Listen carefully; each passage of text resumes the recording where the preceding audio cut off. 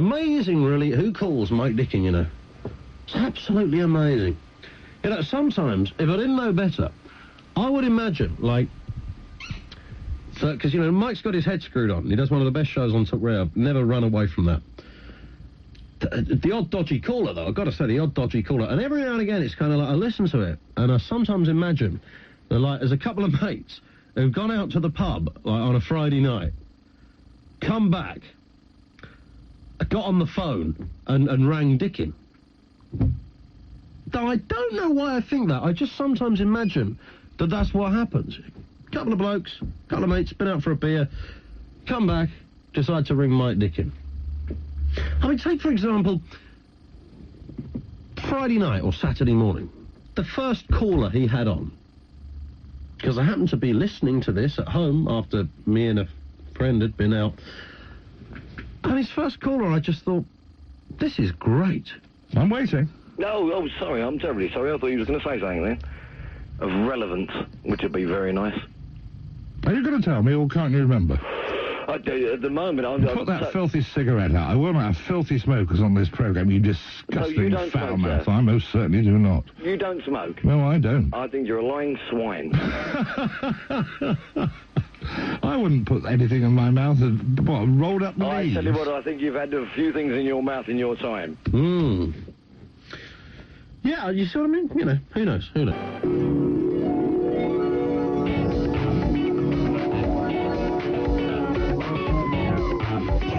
I'm not an animal. I'm a singer. Come on, get up! Yes, Michael. I'm standing up. Come on, get up to that mic!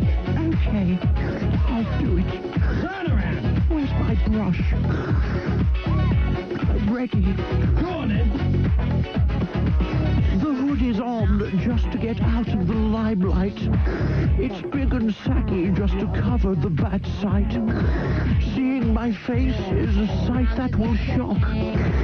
A swollen fizzog and a 12-inch wrist. I say who? Oh, tell me who, please, wants to see my scar. It's a great big scar. Oh, tell me who? Who could it be that would like to see a swollen star? Oh, yes, you have got to.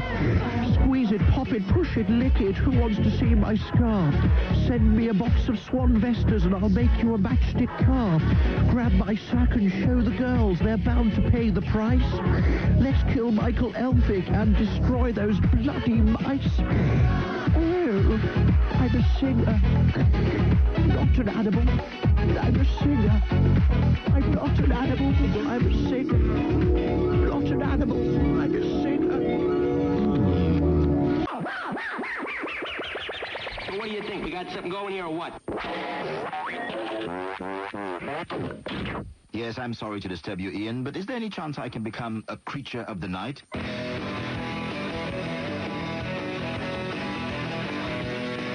you're cheeky, aren't you? Yes. I bet you're a naughty boy. Not very.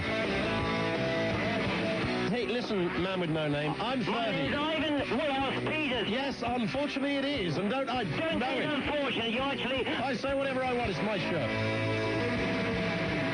Oh, my friend, he's gay. My best friend, I tell him everything. She's a pain in the flipping rectum. Yes, get off, you jerk.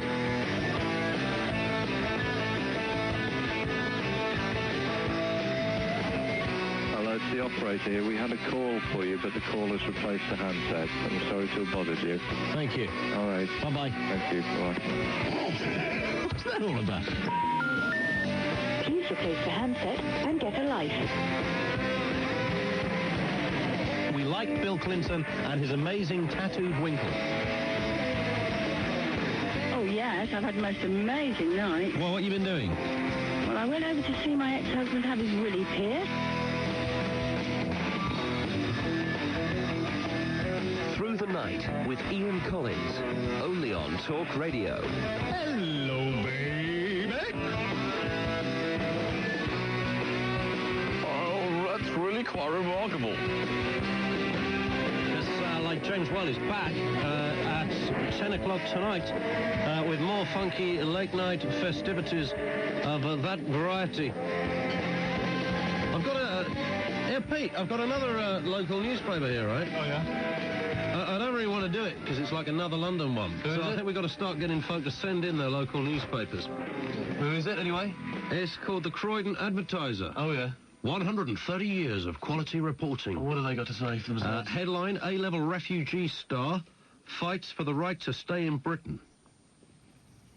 2 years ago, Romanian orphan Sylvia Filip was on a journey from hell, living her nightmare childhood behind a desperate bid to escape to a new life, as you would do if you were taking some gyp from your country. Well, of course. Yesterday, brackets Thursday, what have they got us down as a pack of nutters? We can't work out when yesterday was. Yesterday, Thursday, the teenager was celebrating what must be the country's most incredible A-level success story. The 19-year-old who stowed away... I've got a funny feeling there's a real big anticlimax coming up here.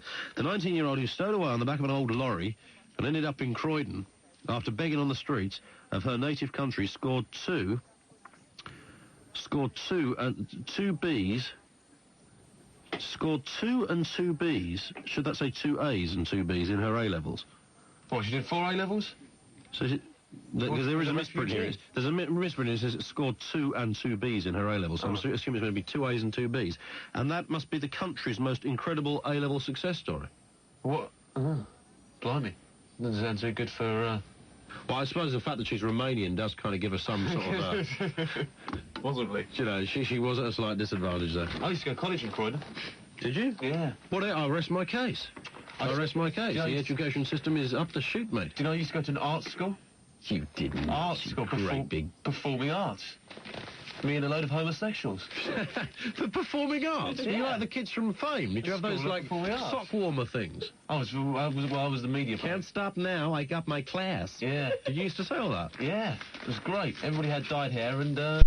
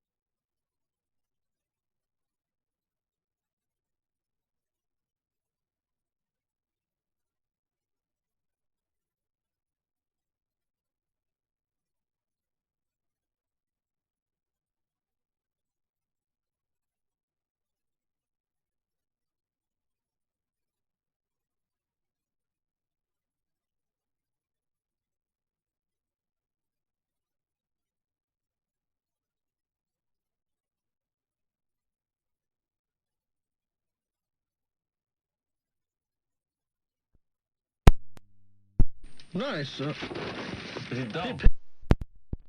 Local paper to see if they know somebody who got married. No, don't know any of these, but then again, it's not my local paper.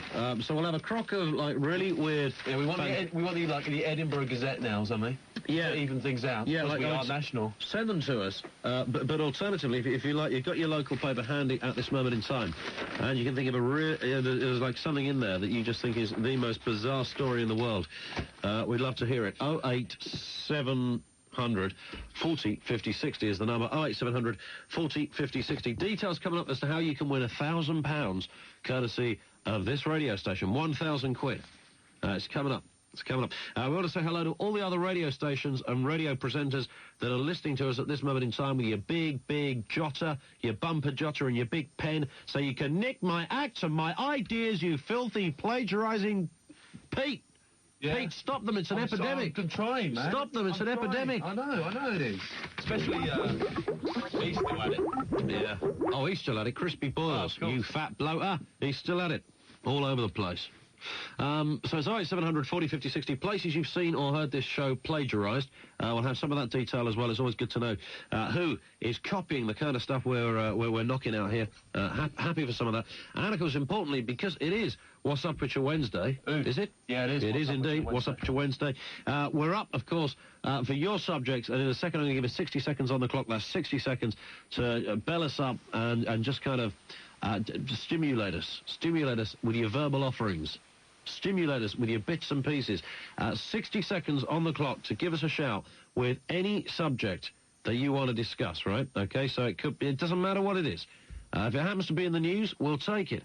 We're up for that. So you can't condemn us here and say, oh, you never do the subjects I like, because all you got to do now, is phone us up at this moment and say, I want to talk about this. And if we reckon it's talkable, we'll accept it. I mean, we have no bias here. We're not going to say, because, we're always banging on about, we don't do Northern Ireland and that kind of stuff. But, on a night like tonight, you never know. If you catch us in, a really good mood, we could... If it's talkable, we'll do it. If it's talkable, we'll do it. Yeah. We don't mind this. We'll accommodate any old request. Oh, yeah. So whatever the subject is, it's highly original, that's fantastic. That's always it's like a verbal bonus, everybody. It's like a verbal bonus. And are we still on the lookout for the golden issue? Oh, we're always on the lookout for the golden. We're never going to get one. Nobody in the country. We came pretty damn close last best one yesterday was the guy who put his ignition key through his left testicle. Well, what can you say? That was the best story I'd heard on this show for ages. Okay, bizarre accidents involving your testicles. Yeah. There's the subject to start with. See, once again, it falls to me, voice of the common man, to give the best subjects. Bizarre accidents involving your knackers, okay? That'll do for us. Can we beat that one last night?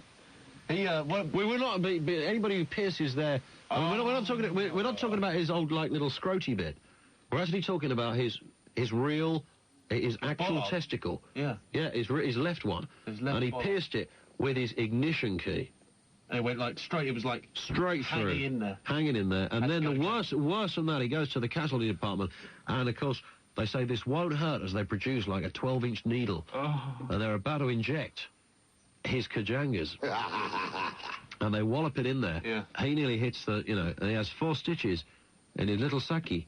And that's it, but the man can't walk straight, can't think straight, can't look north. So you can imagine it. Doesn't know what's happening.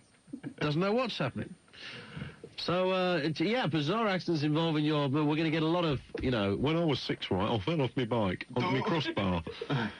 Nobody ever did that. Nobody ever did that, did they? You used to play cricket, Pete. Did you wear the old box, did you? Played for Kent Schools, Oh, Kent Schools. Brit School of Performing Arts. I was a fast bowler. Yeah. Yeah. Used to scare them, I did. So did you wear a box? Yeah, well, of course, yeah. Did you ever get hit? I did get knocked out unconscious once. Did you? Running between the wickets, yeah. The silly mid-on threw it into the wicket-keeper. I was running between the wickets, just trying to make my ground, as it were. Which is a boring story, I can tell. And he threw it, right? Yeah. And bang! Just like that, straight on the head. Unconscious for about 10 minutes I was. I was going to die. What a shame. Yeah. It's 08700 40 50 60. That's Pete's cricketing story. Interesting one. So it's bizarre stories from your own local paper. These are just the kind of stuff we're looking at. Strange accidents involving your tackle. If you have any of those, we're well up for them. And, of course, the 60 seconds on the clock in just a second to give us a shout with your choice of subjects, all right? The numbers and the way to get in touch are as follows. 08700 40 50 60. That's 08700 40 50 60. Fax us 0541 59 69 79, or go to the website, and you can email from the website as well. It is voiceofthecommonman.com. Yes, you do need the www, and you do need the .com. Voiceofthecommonman.com. Get in the chat room there as well, where stuff's going on. Talk away to like-minded folk as you listen to the show, and bell us up here. So for your subjects, blow our socks off, everybody. 60 seconds on the clock, and your time starts now.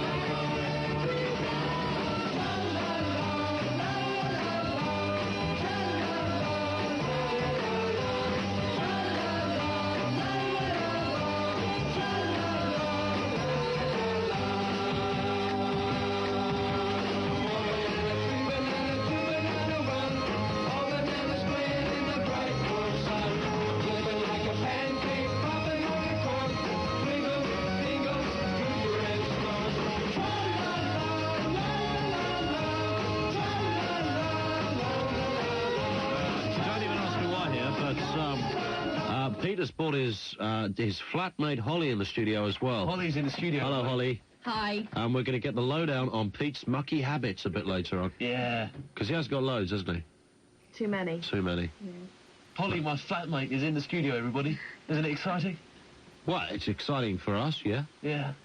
But it's like, what's more exciting is to find out the kind of stuff that you filthy person get up to. I could tell you a few things. Oh, I bet it's horrible. Oh, maybe I shouldn't have brought her in at all. Getting worried. Because like when I came round there that time, the funny thing was, you know, I said to Pete like the next day, you know, it's very, very astutely placed, Pete. I can see that, and all the rest of it. And apparently you tidied up that day. Yeah, me and Rob, we tidied up. That was tidy. Yeah, oh, yeah. I think you're exaggerating. I think we've got quite a tidy house. The house is spotless. Yeah. Is it? Yeah. That was until Pete moved in. Thanks to me. Until Pete moved in, yeah.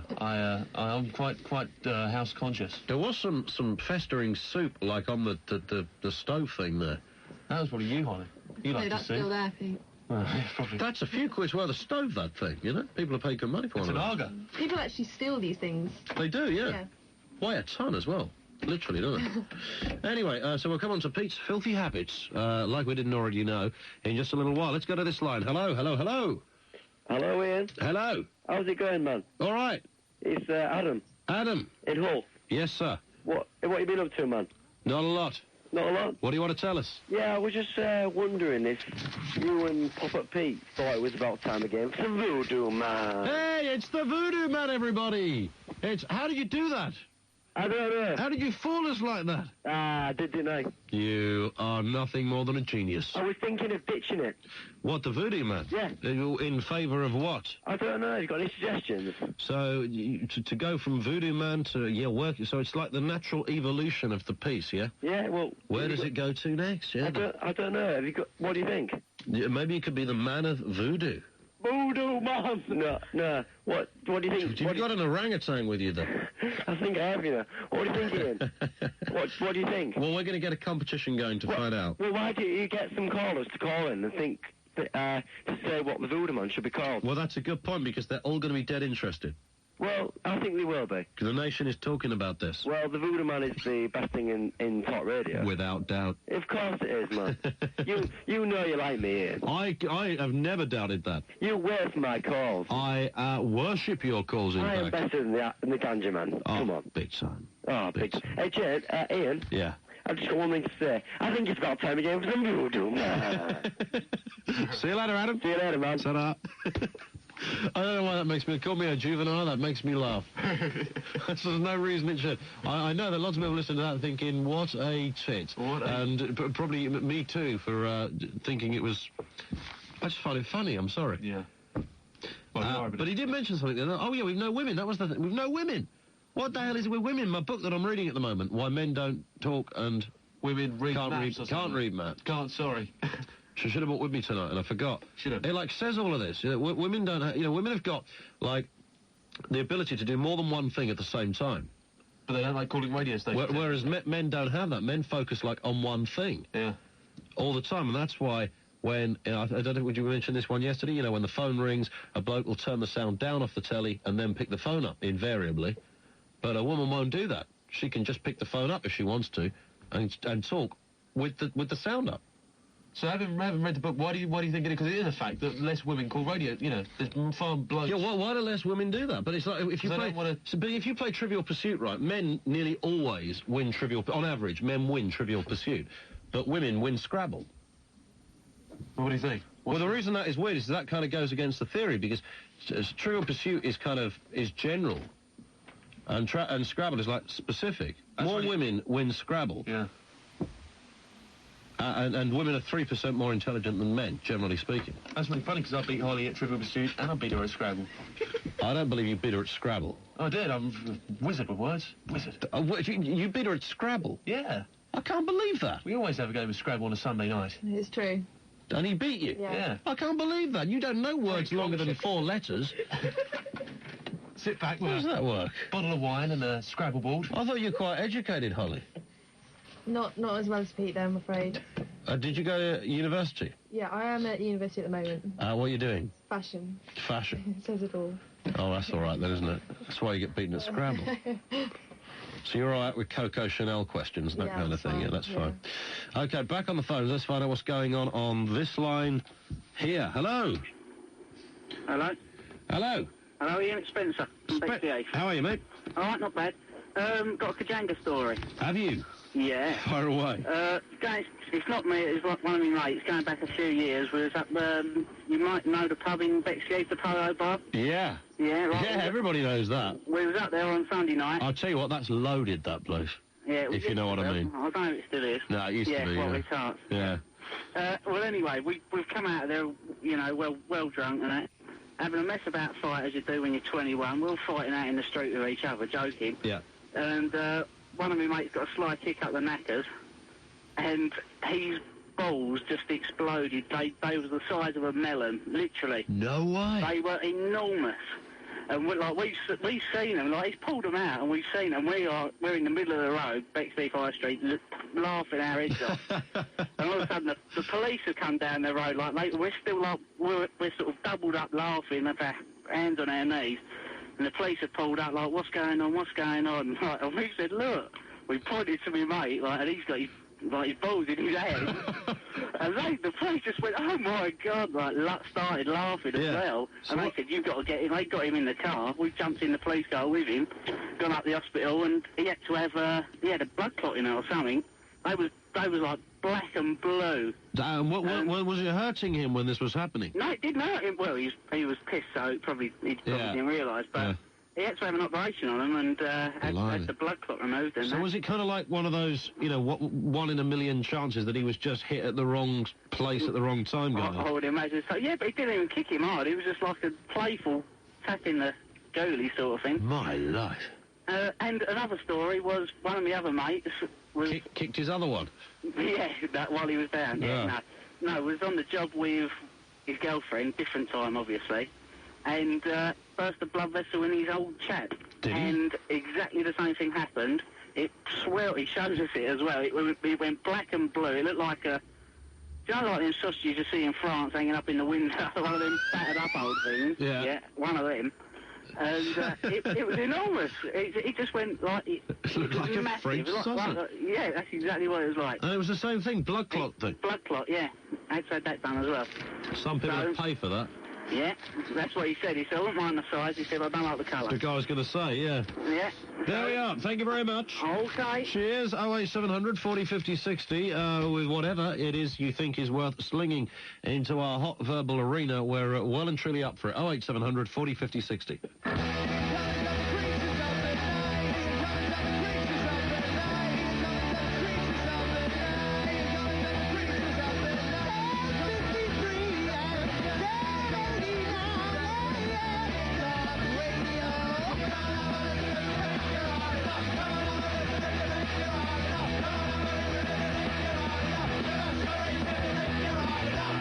If Talk Radio's Matchmaker has brought love into your life recently, we want to hear from you. Send us your Matchmaker success story today at Talk Radio Matchmaker, PO Box 1089, London, W1A 1PP. If we use your story on air, you could win a romantic weekend in rural Northumberland as VIP guests of the exclusive Slaley Hall Hotel. If you haven't registered with Talk Radio's Matchmaker, you could be missing out on a great chance to meet that special someone. So call now on 0808 100 1089. I'm Scott Chisholm. If you shudder at the very thought of the internet, or on the other hand, if you're a bit of a know-it-all technologically speaking, have we got an hour for you? Join us in the Net Zone this morning from 9 on the new Talk Radio, your station for sport, news and views.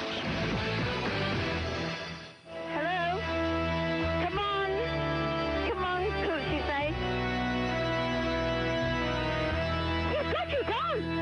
Bless you. Mrs. Mad. You darling, but Mrs. Mad, not that much. But Mrs. Mad came up with a good, as Miss used to say, she comes up with a... Did you hear this it? This is God talking to you, Mrs. Mad. Hello, guys. And your music taste is C-R-A-P. I love eating. Mrs. Mad, you lasted long ago, you idle buffoon. Anyway, you've got it. And now you'll pay the price. Clever. Mrs. Mad, you shall burn in Guildford. I'm in Guildford.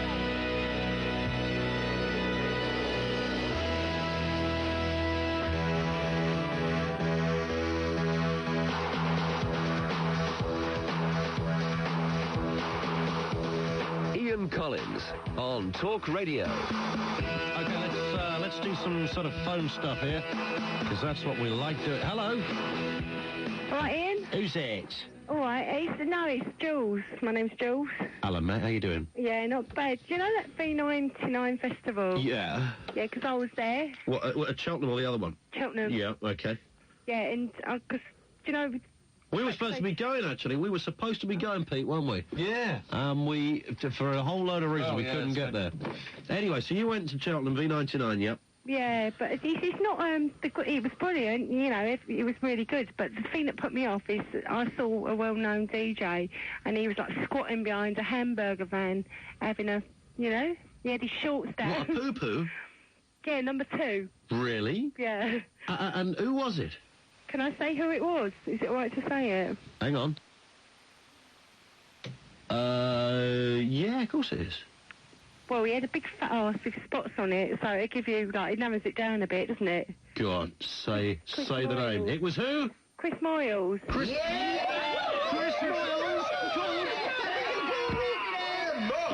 You are the... You are possibly the best person I've spoken to all year. You seriously saw Crispy Boyles squatting behind a hamburger van, taking a number 2. Yeah, and like he is like Chris Miles. He's full of boils. The dirty, filthy. dirty. Well, the trouble is, he's so full of crap. I suppose every now and again he's got to get rid of it. Yeah.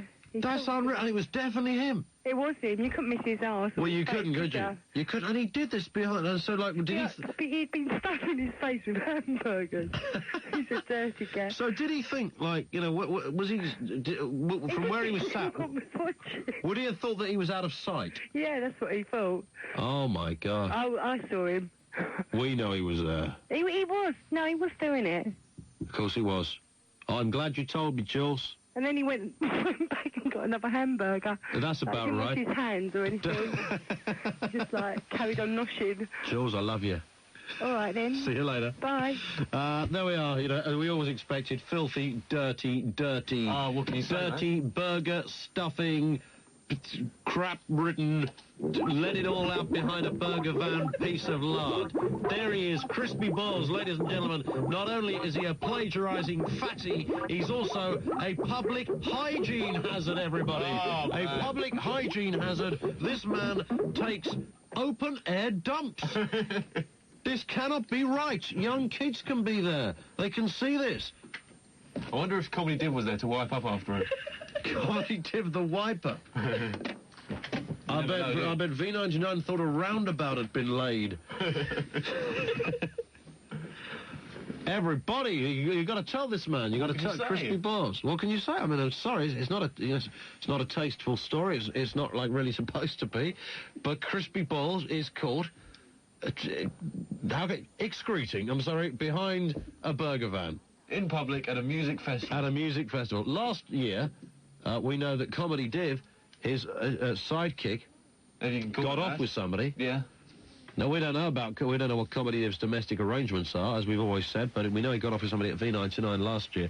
And this year, Crispy, I assume, you know, with all the style and grace that we know Crispy so well for having... He's a classy bloke. He's a classy bloke, decides, hey, why use a toilet when I can do it behind a hamburger van? Ah. Well, that's just all right, isn't it, really? That's just all right. Marie says, in our local paper there was a story about a funeral director who cancelled the funeral. In fact, they actually postponed it to the following day, but failed to inform the family and friends of the deceased, who, of course, all turned up on the day, as they would do. Marie also says, what do you mean women don't like ringing radio stations? Some of your best callers are babes, apart from Roger in Bristol. No, that's very true, like, you know, the call we just had. You know, we like True Life.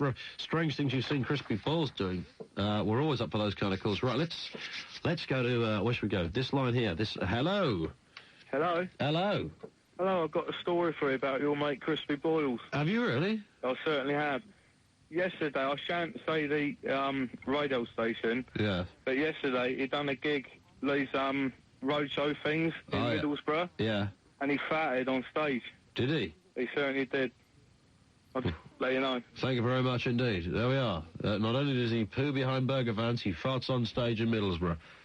Well, we are we are now like fully laden with Crispy's hygiene detail. That was an even better story. Yeah, that was great, wasn't it? But there we are. Okay, 08700 40 50 60. Go to the website, voiceofthecommonman.com, everybody. This is another line. Hello. Hello, Ian. Yes. Yeah, accident. Yes, sir. Okay, 82. 1982, or you're 82? No, 1982. All right, I have to establish. I know my children call me the fossil, but that's nothing to do with it. 1982, okay. Marlborough Common in Wiltshire. Hazard, that area? Yes. Yeah, so you're in a common in Wiltshire? Marlborough Common. Yes. Flying aeroplanes. Well, like those model things? Yes. Yeah. This guy, he's got his remote control plane. Yeah. His name's Hugh. I won't mention his surname. Okay. It took off. He was doing loop-the-loop and everything. Like he's holding his little remote control pad, and yes, his aeroplane's doing aerobatics. Yes. And everybody's impressed. 10cc motor on it. Ah, beautiful. Yeah. Great stuff. Lovely model. 9-inch prop. Sorry? 9-inch prop on it. Really? Propeller. Oh, wow. Yeah. Right? And he's bringing it into land. Yeah. And somebody keyed a CB radio. No. And do you know where it hit him? I have no idea what you're going to say. Straight in the Joe Bollies.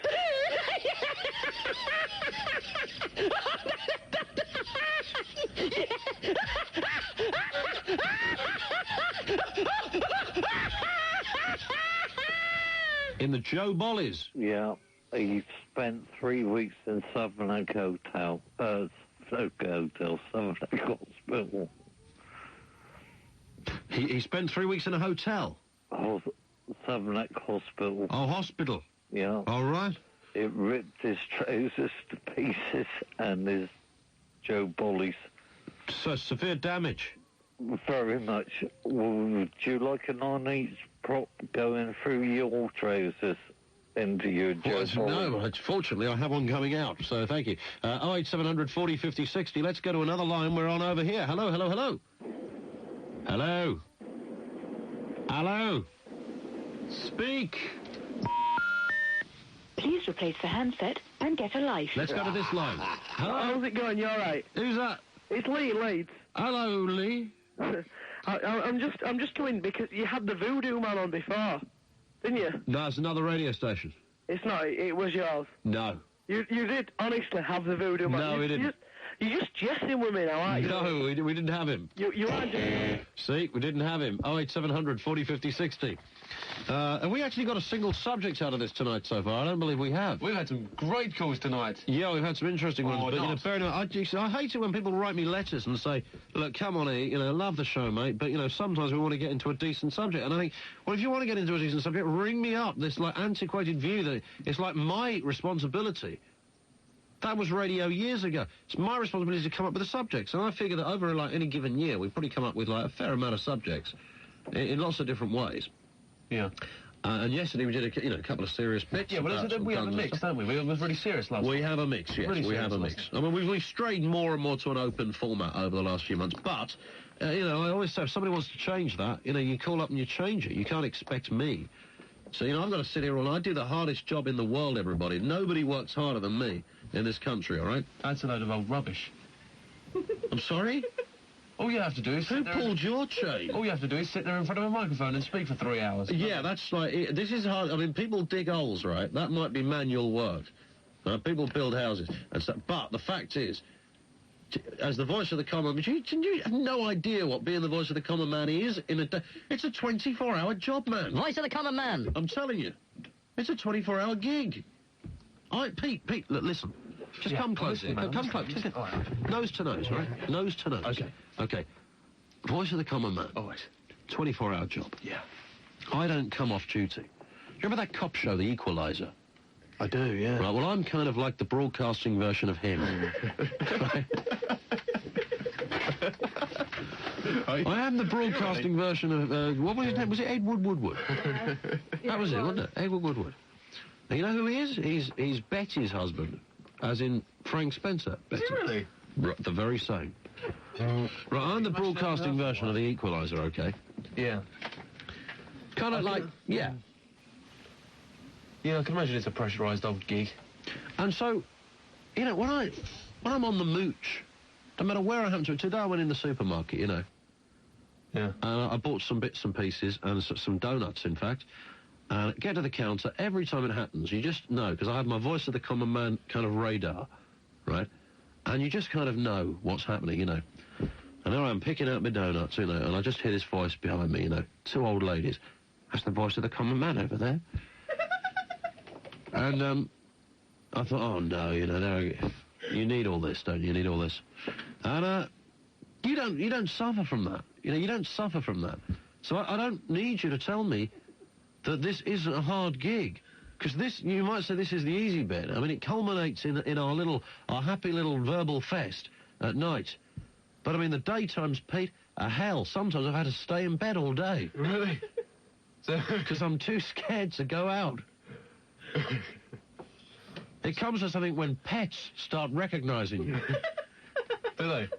It's it's what you give off. It's a 24-hour gig. It's a magnetic thing. And at the moment, like, I look crap because you know, I've got this, you know, my eyes and my nose, and I'm feeling like a bag of, you know, whatever. And still, you know, I'm saddled with the badge wherever I walk. Voice of the common man. I think I'm probably the only person in this country who has any idea how Jesus felt.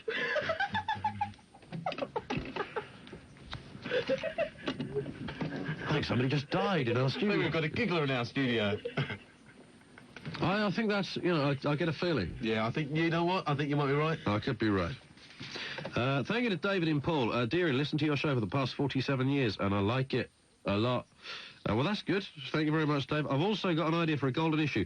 Do we exist, or are we just figments of our own imagination? Do you know what? Did I really read that fax, or did I just imagine it? Andrew Taylor says, Ian, I thought I'd drop you you and the creatures a line with a very cool joke. The joke is, and please could you also tell me if Paul Jacobs, top sports broadcaster, if he presents programmes on Channel 5? I'm not sure. But the joke is this. What is the difference? You ready for this, Pete? Oh, this is so old. Chuck it at me, dude. What is the difference between a woman going to church and a woman taking a shower? I don't know. One has hope in her soul, the other has soap in her... That's not even funny. P.S. Pop-Up Pete is a dog. You know, see, you know, this is a conspiracy, right? Because I looked at the emails before, okay? You read that one, didn't you? You read that whole email out. Now, I'm sure we had an email, right, that said, Peter's got a very, very sexy voice. Yeah, well, I haven't got to that one yet, all right. Okay. They are a rarity. Right, let's go to this line here. It's number 4. Number 4, hello? Come in, number 4. Hello? Hello, who's that? All right, okay. It's up to you. You waited. Hello? Hello? Hello? Is that Ian? It is, sir. Yeah, it's Danny from Edinburgh. I don't know if you remember. I used to fax you a lot. Danny, how you doing? Not bad. I got cut off, remember, yeah? That's correct. Well, I kind of got my stuff together and got the phone put back on. Blimey. Yeah, after like 6 months. Yeah. How you doing? All right. Sorted, yeah. Things going well. Good basically, stuff. Bit of an old chestnut. Yeah. 2 scams for you. Yep. Definite workers. But before I tell you what they are, there's something I need to ask you. Yeah. Sometimes you play music, which you did a bit kind of like Undertaker-type music a few seconds ago. That's right. I recognise that from, and there's another one that's like a Shawn Michaels Heartbreak Kids thing, you know? Yeah. I recognise that from the WWF, is that right? That's where it's from, that album. Right, is that actually commercially available? Pete? What?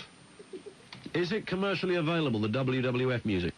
I don't know. I don't think it is, you know. Is it not? I got it all. I got all our WWF music off a work experience spot that came in ages and ages ago. Who was it? Joe. No, it wasn't Joe. No, it wasn't Joe. It was... I'm Ashley. sneezing like a good... It was Ashley. Sorry, that's disgusting. I'm so... I hate to say, I'm so, like, full of a cold here. Yeah, what you can do is you can... It's... Oh, blimey. It's... catch it. Yeah, you can get it in America. Oh, right. Oh, that's all right, Daddy. Just go to New York. No, what I'm saying is you can get it over the internet on one of those Amazon, I think you can get it on. Ian. Holly's going to New York. She can get it. Hey, man, are you listening to me? I'm trying to give you advice here. Ian. Danny. I just recently got my Fine phone then, put just on. forget Never mind Ian. Cut this bloke off. You got what? I just recently got my phone put back on. Never mind the internet. Do you know what I mean? I was going to say, yeah, you can do without that kind of luck. Yeah. Anyway, moving on. Yeah. Half-price cable telly. Half price? Half price guaranteed. Yeah? Yeah, get your cable telly fitted up in the first place, local cable company. Okay. Then you ask, simply, very legitimately, for another box so that you can watch cable in your bedroom.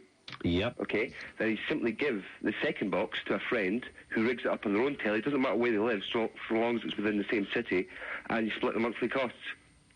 So... That does work. Particularly with the old boxes. But how do they rig it up? Well, you just connect it to the back of your telly. I mean, it's easy to connect a cable box to the back of a television. Yeah, but the box has got to be connected to the cable. It doesn't matter. The signal goes from the satellite to the box, not from the satellite to the house.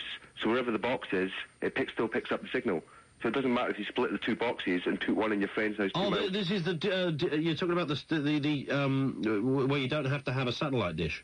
You don't have to have a satellite dish. Cable TV, you know, the cable that lay under the ground? Yeah. All you have is a box, no dish.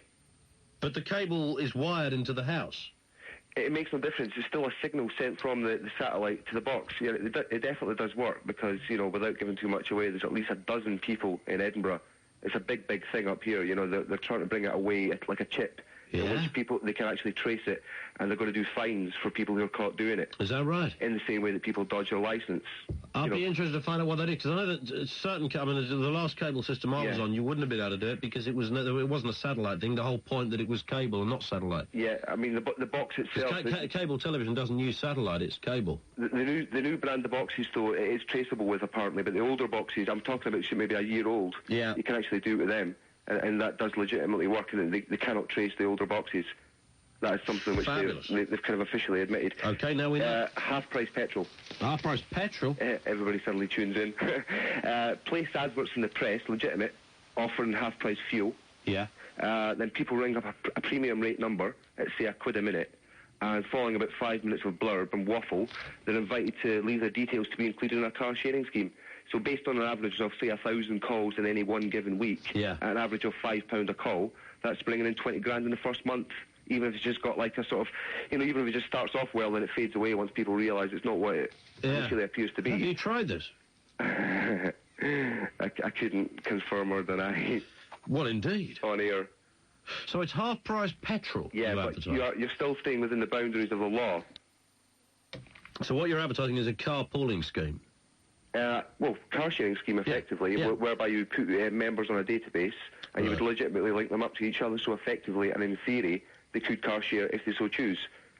And effectively, what you're getting there is that they're halving the petrol costs in any given week. Oh, I know. You know? But you use the advertising blurb to kind of reel them in the first instance. Yeah, that's the way to do it. You know, anyway, that's what I had to offer. If you manage to dig out in WWF music, do sort of like...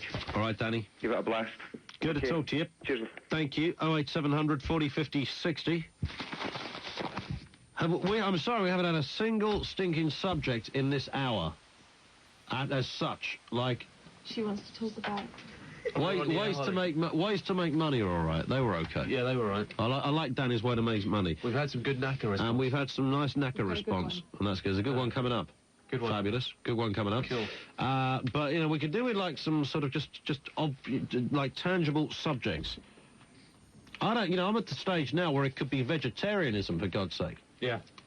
How about the Roger Cook programme? Oh, the Roger Cook programme, Dodgy Doctors.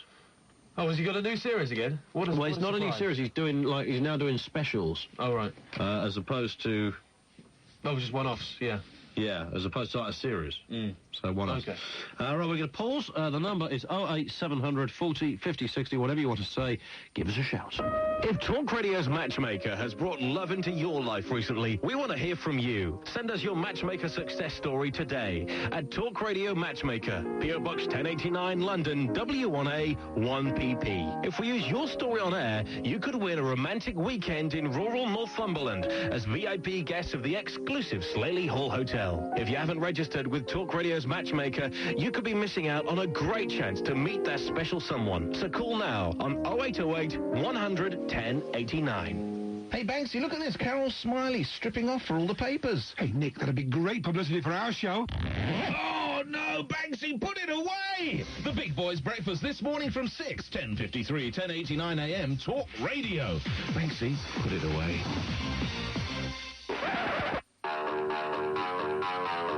Through the Night with Ian Collins, only on Talk Radio.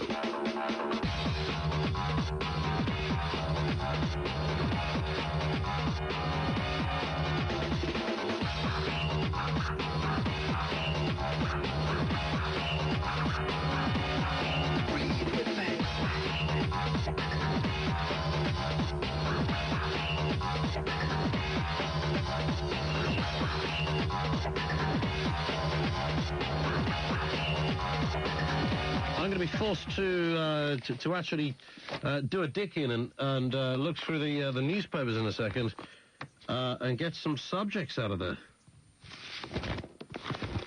See, we could have... The crazy thing is that, you know, if you'd have told me you weren't going to call, if only you'd have told me beforehand, only you'd have got in touch in the day and said, look, E, I know it's What's Up At Your Wednesday. I know it's the one day where you put out the piece of music and, you know, you invite callers to... but tonight we can't come up with any. If you'd have just done that for us, it would have been fantastic. It would have been fantastic. And then I could have come in with a whole bunch of subjects. You know, after 4.5 years, I figure I'm kind of capable of doing that, if that's what's required. On this occasion, on a Wednesday, it's like you don't normally have to do that. If you just let me know, I'd have brought in my own bits and pieces. And now, I might have to break the rule of a lifetime, and... that's way too dark. I can't see anybody out there. Hello? Hello? Hello? That's... hello? Yeah, we just had a bit of a crisis in the control room. That's all right, but someone's just turned the lights out. Oh, sorry. Why can't you see us now? No, you've got them all off. You haven't got any lights on at all. Oh, sorry. We lost the phone answering thing, so we couldn't do any phones, but we're all right now. Do you know the little... yeah, that thing. Yeah. Cool. Oh, fab. So anyway, so now I might have to break the rule of a lifetime and go through, like, the papers,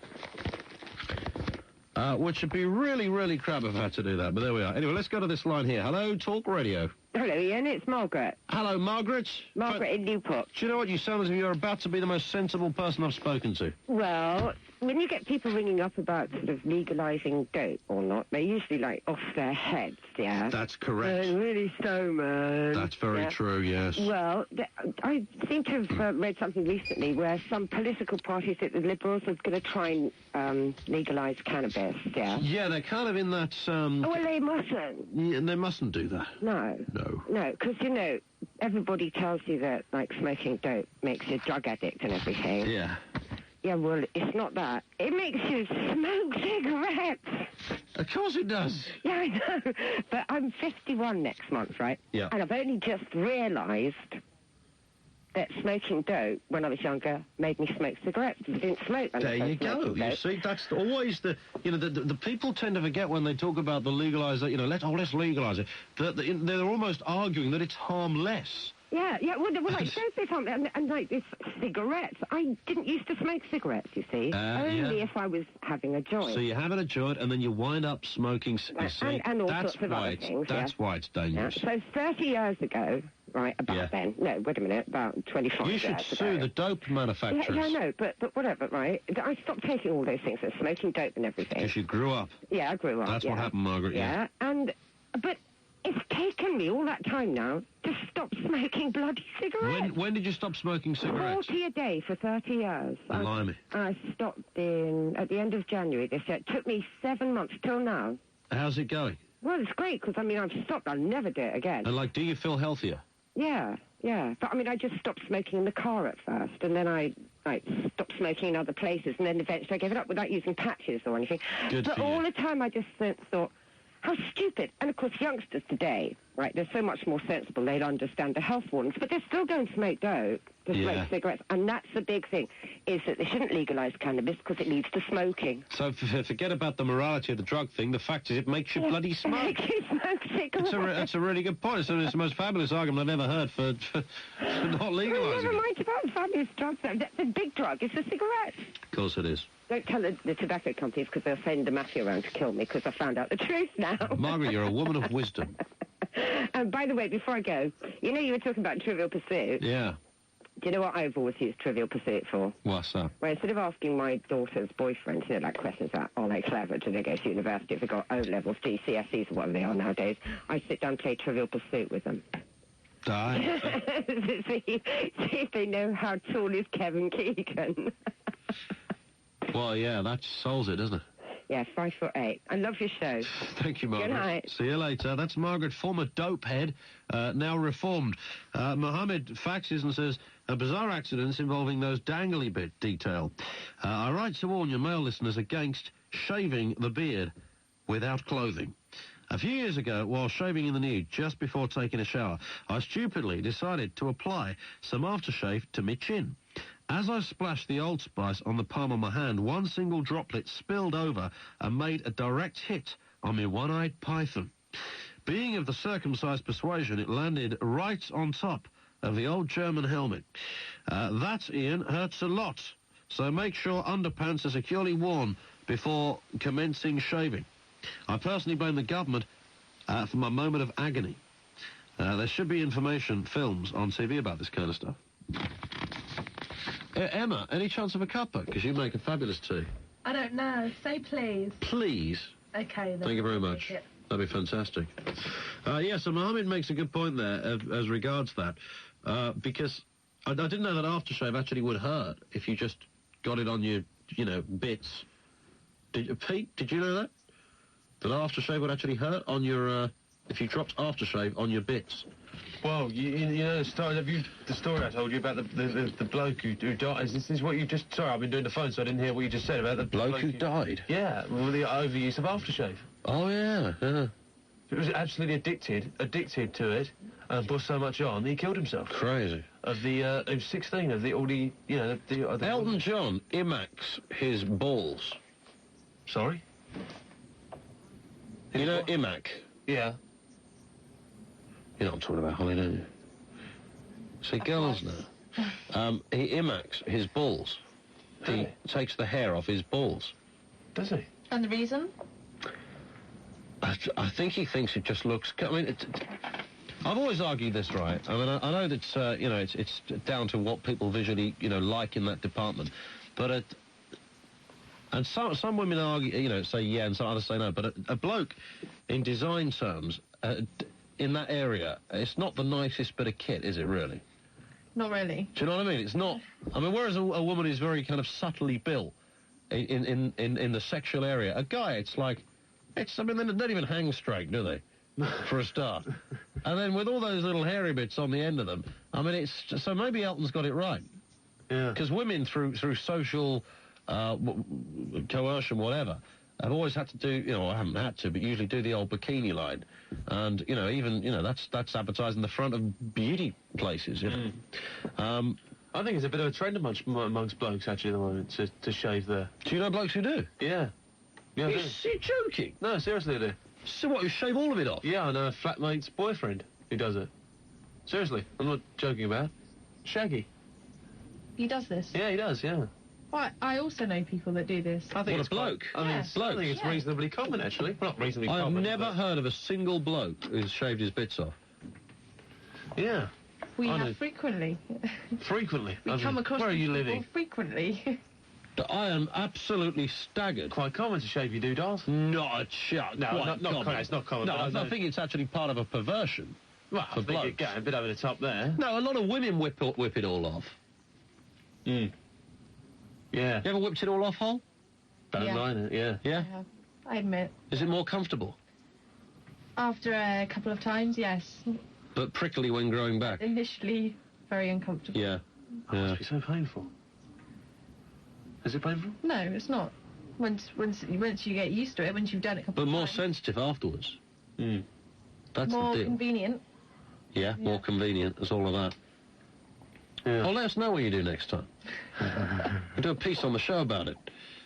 Hey, everybody, guess what Holly did? Only give you box for a box. Yeah. But would you do yours, Pete? No, I've got no, I've just got no inclination to. Not as if they're particularly...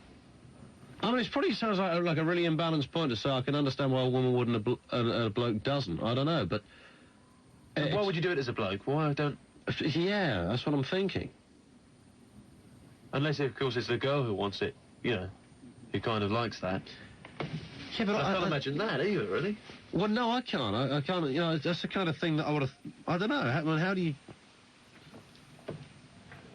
I don't know how you get to that stage. I mean, yeah... I believe one of the reasons is the sweat. Does get a bit sweaty. Yeah, if you become too hot, I think this may be one of the reasons. That depends on how... It creates a bit of a smell in your region, doesn't it? But isn't that how hygienic you are? I mean... Then that depends on the individual and how... Yeah, true. Yeah, I mean, if you have to, if you really have a problem with sweaty cobblers, then... But think about it, but you must feel a lot freer. A lot nicer and freer and smoother. But I think the problem arises when it does, grow back, and it becomes very sort of prickly and a bit uncomfortable. Oh, yeah. I think that is where the trouble starts. But then again, women have had, seem to do, even just the bikini line, forget taking it all off, but, regularly. But loads it's like an all-the-time thing. Yeah, there's loads and loads of women do it, don't they? Yeah, but that's understandable. You can't be going down the swimming pool and seeing that old, flipping Brazilian rainforest hanging out the old bikini. Horrendous. I've experienced this. It's most offensive. And you're doing the breaststroke, and somebody coming towards you, looking like, I wouldn't like to even describe what goes through my head when I see that. And then maybe that's, us in our natural state, Some people don't shave their legs. Some women refuse to shave their armpits. I saw a woman walking along the street today, actually, and shaved their leg. Oh, it was disgusting. Like a fully unshaven legs. Really like a bloke's legs. Yeah. Horrible. Oh, it really is absurd, isn't it? So if you saw a guy, Holly, without any hair down there, would you be shocked? No. Have you seen a guy? I have, yes. Have you? Yeah. Well, what did you think? Firstly, I was slightly shocked. But then... Did you like it? Well, I understood. So he actually did it. He did it for hygiene reasons. Yeah, because he claimed that when he went to the gym, it became too hot. So this was. But I wouldn't have thought it would make a dramatic difference. Not that I could see, but this was an American. This was an American man. This is the one. This is the one. Yeah. This one's got shaven pubic areas. Yeah. Oh my God. And it seems to be more of an American thing, I think. So. But also, I mean, bearing in mind, America is the place where women in the gym are actually having operations. This is a true story. Operations on to make their vaginal lips look bigger. Oh, so that when they get... think about this, right? If this isn't crazy, there was one of those... what do they call them? Those kind of... Hollywood... one of those interview things. They did Hollywood... like Hollywood babes or Hollywood models or something. Anyway, and these women were having plastic surgery to make their vaginal lips bigger, so that when they put the leotard on, they had a bit of a bulge. Blooming, right? And they were saying, oh, it's great, right? The blokes love it. They walk in, they look at you, and they think, hey, look at the pussy on there. I don't know a single guy. I'd run a mile. I'd think she had a bit of length down there, you know?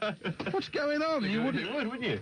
And it was seriously, these women were absolutely passionate about this. That's what they were doing. They were trying to make their vaginas look bigger. But if it's done with a bloke in mind, which they were admitting it was, I don't know a single guy who would think that. It's a US thing, is it? A big time. And these were, I mean, I guess they're all people who just got loads of time and loads of money and nothing better to do with either.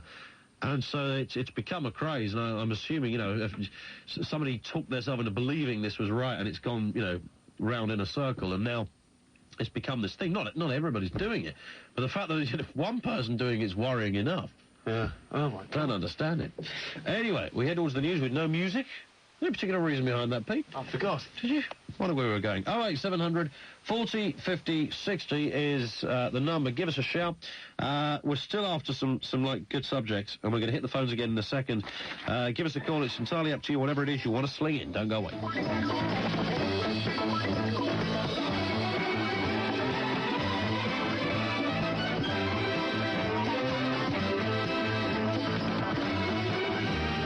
On the hour, every hour, from the Sky News Centre. This is Talk Radio News. Ship still burning after Channel collision.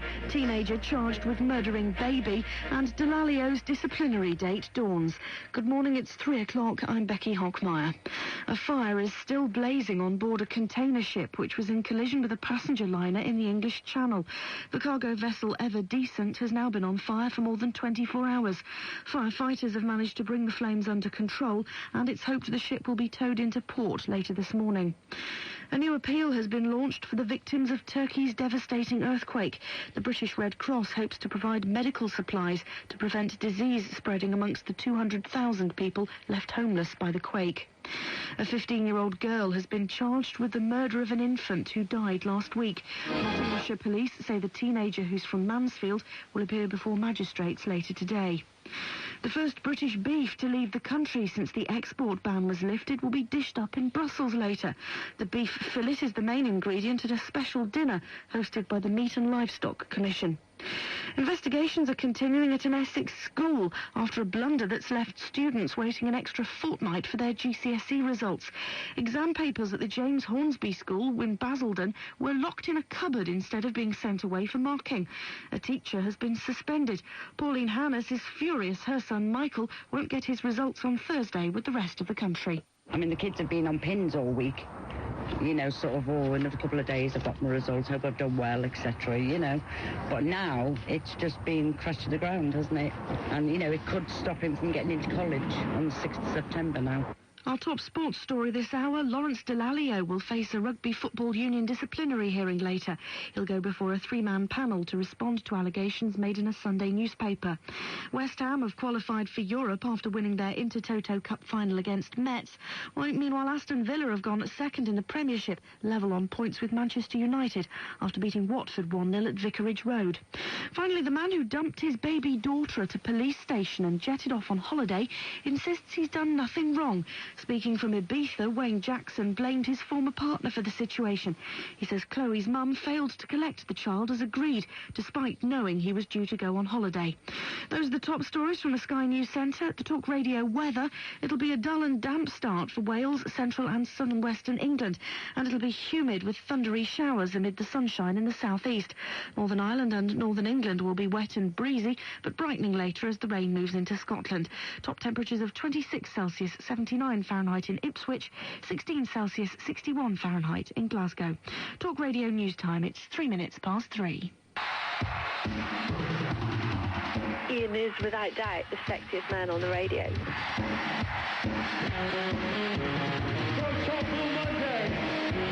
When I think of Ian Collins, I think of orgasm. I think of orgasm. I think of orgasm. I think of orgasm. Yeah, one thing's for sure. I'll freak your chicken, baby. You are, without doubt, the coolest guy on British radio. Ian, you know I can always rely on you to get my juices flowing. You guys are just so cool.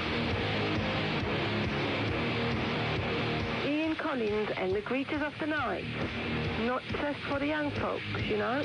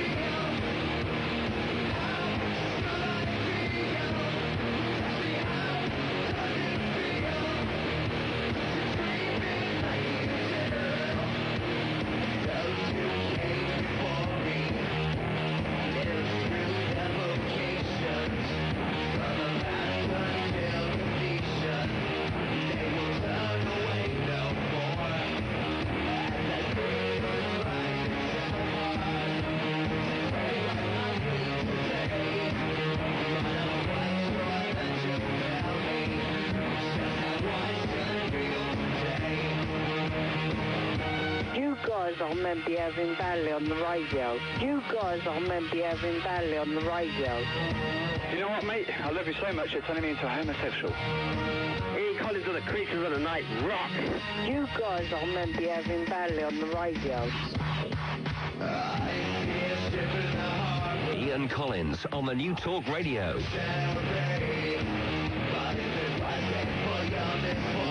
Like all else fails, I have about a zillion emails and faxes here.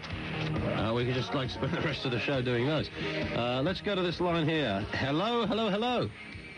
Hello? Hello. Hello, yeah, I'm ringing about unusual ways to get married. Unusual ways to get married, yeah. We'll up for some of that. Well, tell us. I got married with a radiator stuck on my finger. Did you? Yes. Seriously? Seriously. What, in a church? No, in a registry office. So what? Tell us the background to the sordid plumbing tale. Well, it's not that sordid. It's you know, if you go to the registry office, you got like the waiting room. Yep.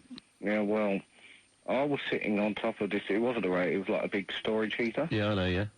And in the back of it, they got this like big grill with holes in it. Uh-huh. Right. So I stupidly enough stick my finger down this hole. Right? Yeah.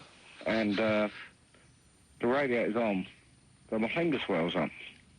Right, and I can't get it back out again. Oh, what?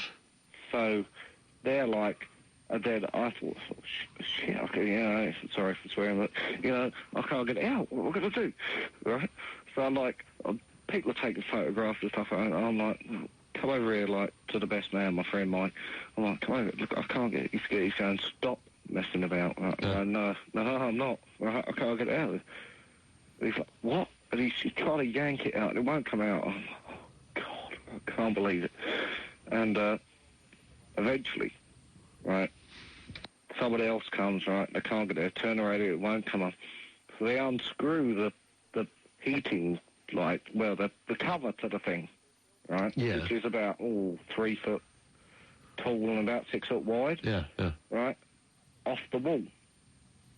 Because they've obviously got other people coming, right? They have to be able to do this, right? They have to be able to, like, and my wife's going up the wall, as you can imagine. Your wife to be at this point?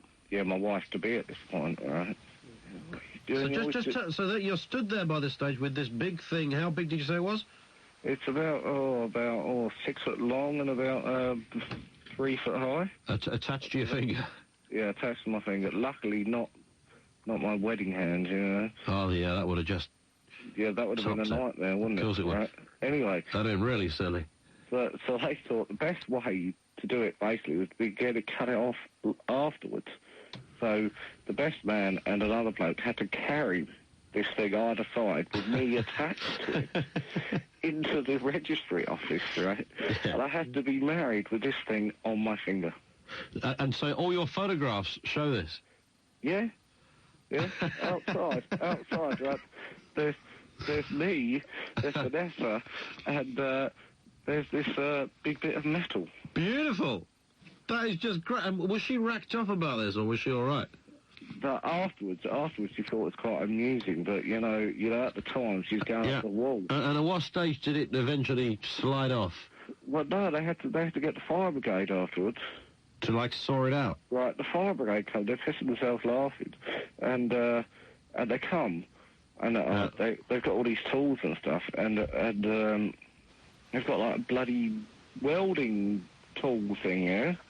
And they're like, I'll put these goggles on and all this. And they're coming closer and closer with this welding arc thing, yeah. That's worrying.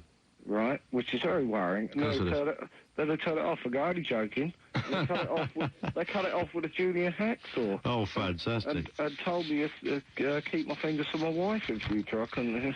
Well, that's an interesting bit of advice. So it's all the photographs and everything. For everybody to see, you, your wife, and a radiator grill. Yes. Fantastic. Thank you very much indeed. 08700 40 50 60. Lines are open. Hang on a second. Hey, everybody, it's our comedy doorbell.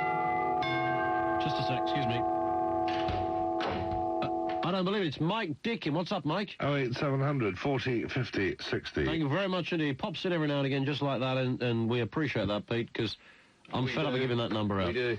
He's back, of course, from his Cornwall vacation. He is. He's back at the weekend, isn't he? Back at the weekend. After a hard 3 weeks off. Fiona in Sunderland says, I won a Young and Smart or Old Fart ages ago, but I've received nothing. Oh, dear. Can you give me any info? By the way, Pete, you have a really sexy voice. Thank you very much. Oh, dear.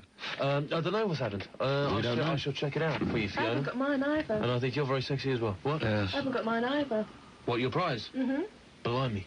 Nobody's got their prize. It's our promotions department. Adrian says, please, could you play the mini disc I sent you? I'm sorry to keep bothering you, but I love the show. Right, well, I can tell you that it was great, it's really good, and I would have played it, but the mini disc doesn't work, it's not the right format. You see? That's the problem. I thought you'd heard it. I have. He said a cassette tape and a mini disc.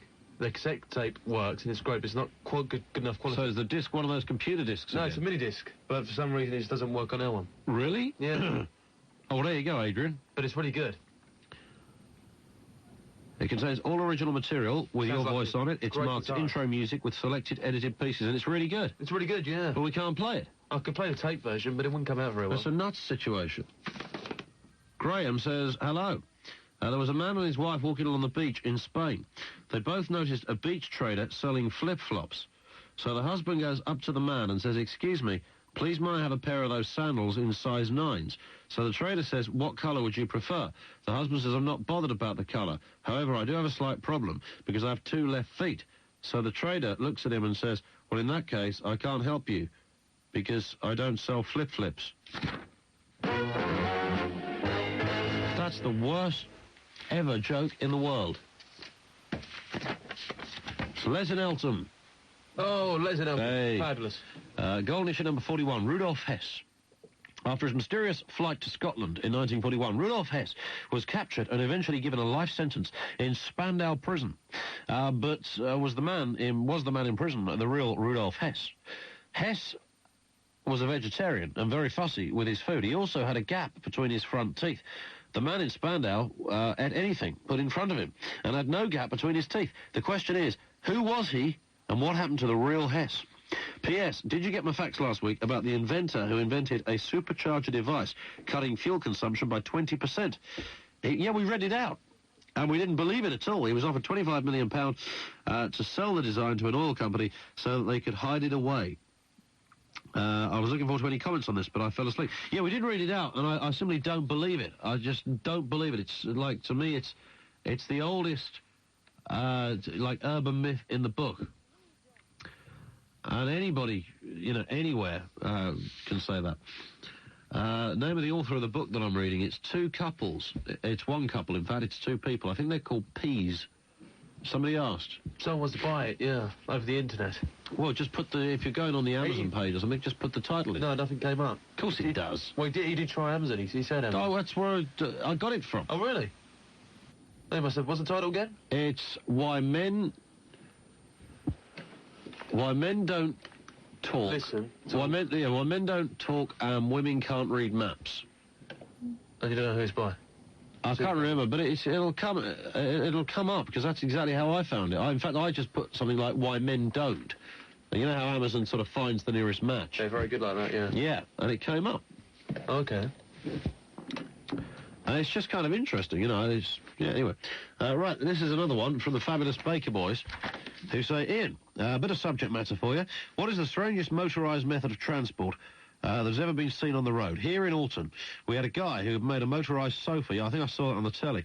It's based on a 3-wheel chassis, has a coffee table in the front of it with a small TV, and is capable of over 30 miles an hour. I also believe that he has a motorised shed. Yeah, that's right. I shave my knackers. It's lovely and smooth for the first couple of days. Then it feels as if you've had a hedgehog shoved in your grundigs. See, that's my problem. It's my problem. I have no problem with women doing this, but that's just me. But, I can't do my own. I'm sorry. Oh, it makes me, the thought of it makes me feel sick, actually. I just couldn't imagine doing it at all. I do sort of see the nuts bit, but not the other bit. Well, what's the other bit? Boy, you got, hair all over the show, Pete. It's on your nuts, and it's, on your pelvic bone. Oh, sorry, yeah, I was getting mixed up there.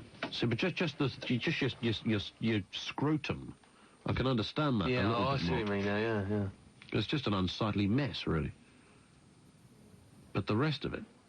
Because, in fact, it is there, in part, to assist in the female orgasm. What, the hair? Yeah. Is it really? The bone and the hair. Yeah, I suppose they... Would that make any sense, ladies? It could do. Yeah. Yeah, I suppose the hair kind of tickles. Yeah, so that's exactly it, actually, Pete, yeah. I think it maybe stimulates, might be the, assists. Whatever, you know. Or brings you off nicely, you might describe. However you like to say. Sorry to be coarse. Well, I mean, I was trying to make the point as succinctly as I possibly could. 08700 40 50 60, fax, email, whatever you like, go to the website, voiceofthecommonman.com. If you want to meet someone, but the idea of being fixed up leaves you feeling broken down, you should call the Talk Radio Matchmaker. It's simply the best way to meet someone you're really compatible with. After all, your friends can only introduce you to people they know, while the Talk Radio Matchmaker finds your most compatible match from thousands of Matchmaker members. Register for free now on 0808 100 1089 and let the Talk Radio Matchmaker widen your social circle. That's 0808 100 1089. No kidding. At Vodafone Store's summer sale, you can get a deal where everything's half price. Just buy direct from the #1 network at your local Vodafone store. Hi, I'm Ross King from OK to Talk in association with OK Magazine. On this Friday's show, I'm going to be joined by comedian and actress Sandy Toksvig, ex-Brookside star Gabriel Glaister, and Linda Gale Lewis, the singer-sister of Jerry Lee Lewis. That's OK to Talk this Friday afternoon from 12, only on the new Talk Radio, your station for sport, news and views. Because they're ooky, they're spooky. You know they're very cookie. It's Ian Collins and the creatures of the night. Have a banana. Ookie. I said the cookie. And you know what? They're very spooky. It's Ian Collins and the creatures of the night. They smell like cheese. They're here to please. Ladies and gentlemen, once and for all, they're here. Ian Collins and the creatures of the night. Have a banana.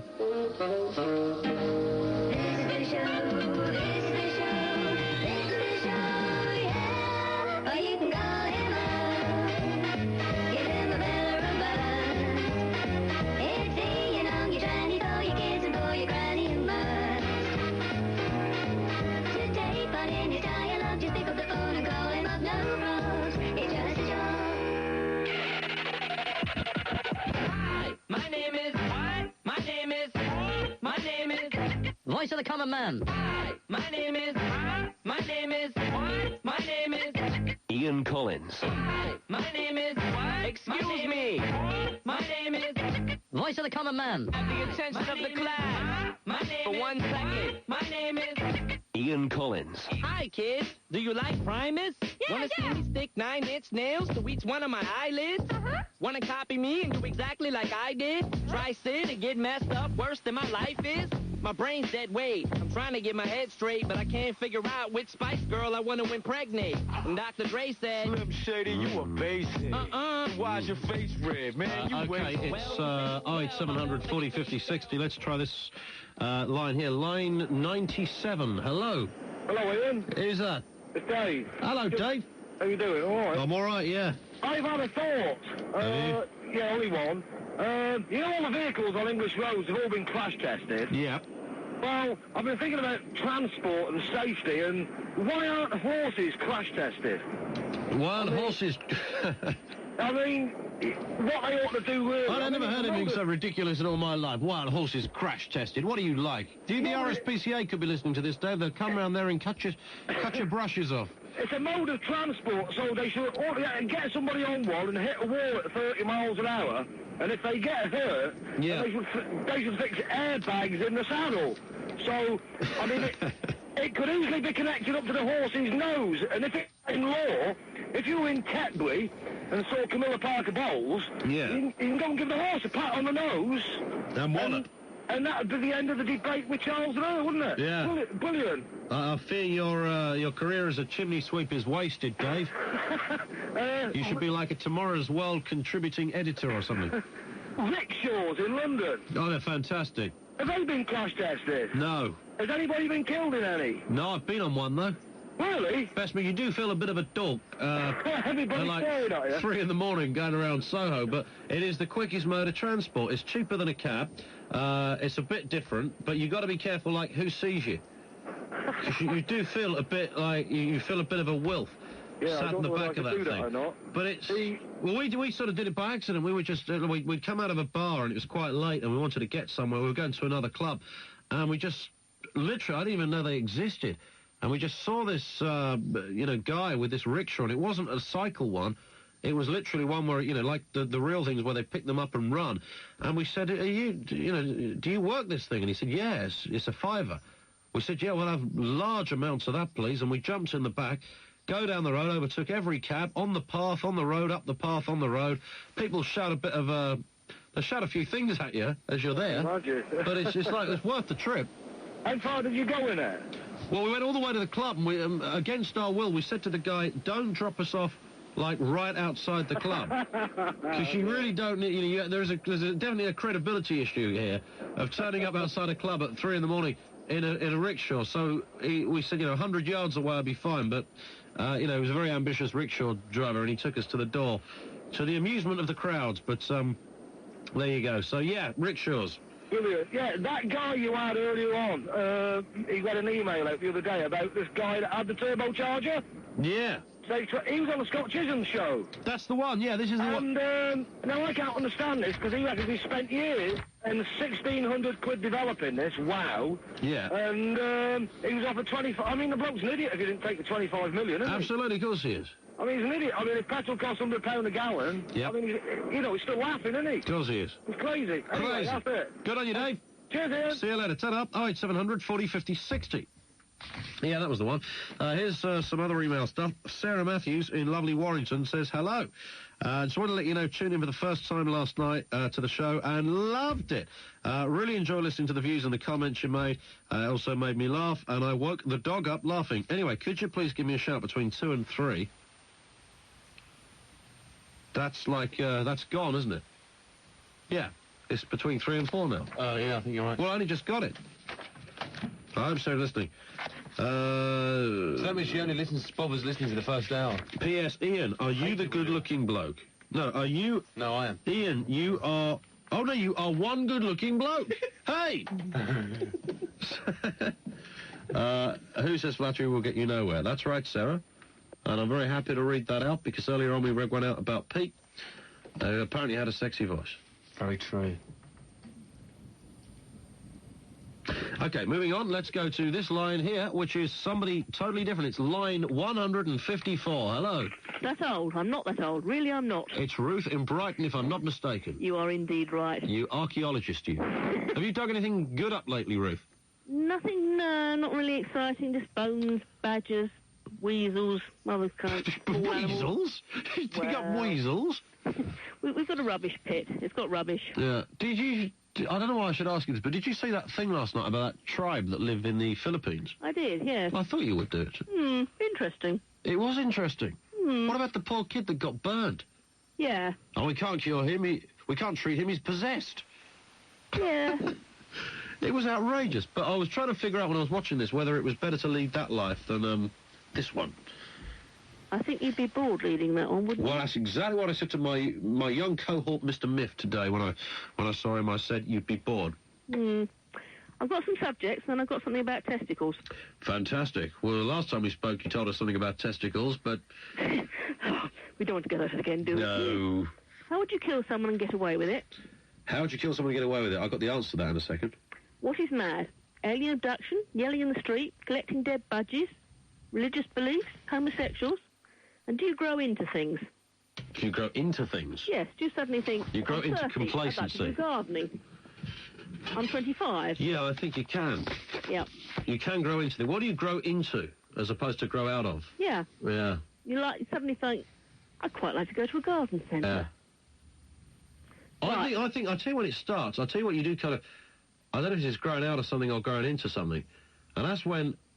I mean, it does happen, I suppose. You know, you've had this, Pete, once in a blue moon.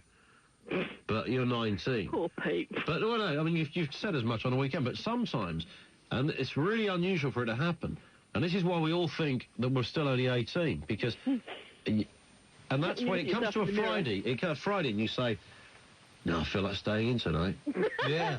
No, I have that as well. And every now and again, it's like, and you really don't want to think it. Settle back with a few vids, yeah. You know, you're kind of almost annoyed that you have that thought, but if you have it, that, you know, there it is. You just don't feel like going out drinking sometimes. Sad thing is, I'm 19, you're 32, and you go out more than me. That's true. Yeah, we did discuss this the other day. Yeah. Although I didn't go out last weekend. You drink more beer than I do. I did have a Saturday night a couple of weeks ago, and that was sat in with just a bunch of videos and a big pot of coffee. No, it's nice sometimes. And it was gorgeous. It is nice sometimes. I loved it. Just on my own, me and my videos. Don't read anything into that. Have you ever heard of anything called torsion of the testicles? Torsion? I'm not familiar with this expression. Is it a Brighton thing? No, it's a medical thing. Your testicles get twisted round the wrong way. Yeah? And blood can't get in or out, and they start swelling up. Twisted round the wrong way? Well, that sort of happened, but only when I requested it. If you get it, this can happen apparently accidentally. And do you want the whole background to this? Because it's is this a little bit disgusting. like? Is this like when when the lead on your telephone gets all coiled? Sort of. It's a lot more painful than that. Yes. Many years ago, not that many actually, my ex-husband requested during our relationship that we should have a threesome. Oh, yeah. And a long time after we parted... Well, so who was the other... 20 minutes, probably. Who was the other person, male or female? Female. Okay. I had a friend called Helen who came to stay for 2 weeks and used to take people up to my bedroom with remarkable... Speed, aptitude and whatnot, and I got so fed up with this in the end, I decided that if she could do it, probably I could too. So we invited him on his birthday to take us both out for dinner. Yeah. And an orgy. Fabulous. And he did indeed enjoy this here orgy. Of course he did. And Helen and I spent an awful lot of time putting tapes on the tape deck and thinking up interesting things like Humping to Hyde and Bonking to Bar to the Beatles, you know. Really? Oh, yes, things like that. We had a nice little chat together while he was getting on with it. Anyway, during this here orgy, yes, suddenly, round about 7 o'clock in the morning, I heard myself screaming from downstairs, "Mummy, help!" Now, he doesn't normally scream, so I patted downstairs and said, "Yeah, what is it?" And he said, "Something dreadful's happened to my testicles." Now, teenagers don't say that to you very much. No. So I thought, big problem. I said, "I better have a look." I used to be a nurse.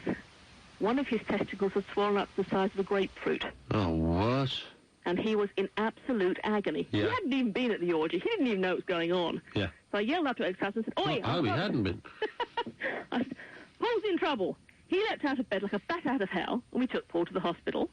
And he did indeed have to have an emergency operation to have his testicles put the right way around again. And he spent an awful lot of time with his nails in my arm, and with me saying, "It's all right. I'll get to it soon." So he was in agony? Don't worry. He was in absolute agony. He was in so much agony, he was prepared to bear his nuts to his mother when he was a teenager. Yeah, that's unusual. He was 13, I think. Yeah. And we sat there and we waited for the operation, you know, had cups of coffee, and the surgeon came back and said, "It's all right, he's fine, he'll be able to father children, no problem." And I said, "Didn't we leave Helen in bed upstairs about 7 hours ago?" So she was on her own? Yes, we left. We had completely forgotten her. We had thrown Paul into the car, whisked him off to the hospital, and we left Helen in bed. Bonking to bark? All by herself. Well, she'd probably put Chuck on by then. No, by the time we got back, the wonderful woman had done the washing up, made us a meal, left us a little note saying, "Perhaps you could finish it sometime when you're both ready." And did you? No, she went abroad. Oh, dear. These things always end sadly, don't they? But Paul's testicles were all right. Well, that's good to know. Listen, when you first came on, Ruth, what did you suggest as a subject? You first came on and you said something. How would you kill someone and get away with it? Oh, that was it, yeah. How would you kill someone and get away with it? Yeah, I was thinking possibly if you took some... I think the best place to put a dead body would probably be in the sea. Well, this was suggested, I can't remember who did it, someone did it ages ago on Talk Radio, how this very question, how would you kill someone and get away with it? And there were loads of different theories came forward, and the one I think that came out on top was to push someone off a cliff. Yeah, you'd have to make that look like an accident, wouldn't you? You'd have to be absolutely certain there was no one around. Yeah, you could, as long as nobody was around, as long as you'd have to wear gloves because of forensics. No, you wouldn't have to because... No, because you could, that's right, you could say you were there, but they fell off. Yes, I mean, you could how would anybody ever... close. Yeah, how would anybody ever prove you pushed them? They went too close to the edge, they were taking a photograph. That's the one. And they wanted to get really near the edge, and it just crumbled, and they fell off. You'd have to make certain it was a big, long drop, or else they might survive. Well, that would be the problem. And you have to make absolutely certain nobody else was around. I thought if you could get someone onto a boat and ditch them at sea, you could say they went for a swim around the boat and never came back. Yeah, you could try that. Worth a try. Yeah, how would anybody ever know? If you went on a boat so far out, just kick someone overboard and then drive the boat belt away. it off again. Yeah. Nobody would ever know. They'd drown, but who'd know? That's right, who would ever know? And the other one was, what is mad? If you think you've been abducted by aliens, are you mad? If you collect dead badgers, so are you you're looking mad? at the definition of mad? Yeah. If you have a religious belief, are you mad? If you're a homosexual, are you mad? Okay. You can try them anyway. We can try any ones you like. Ruth, always good to talk to you. Okay. Bye-bye. Thanks a lot. Ta-da.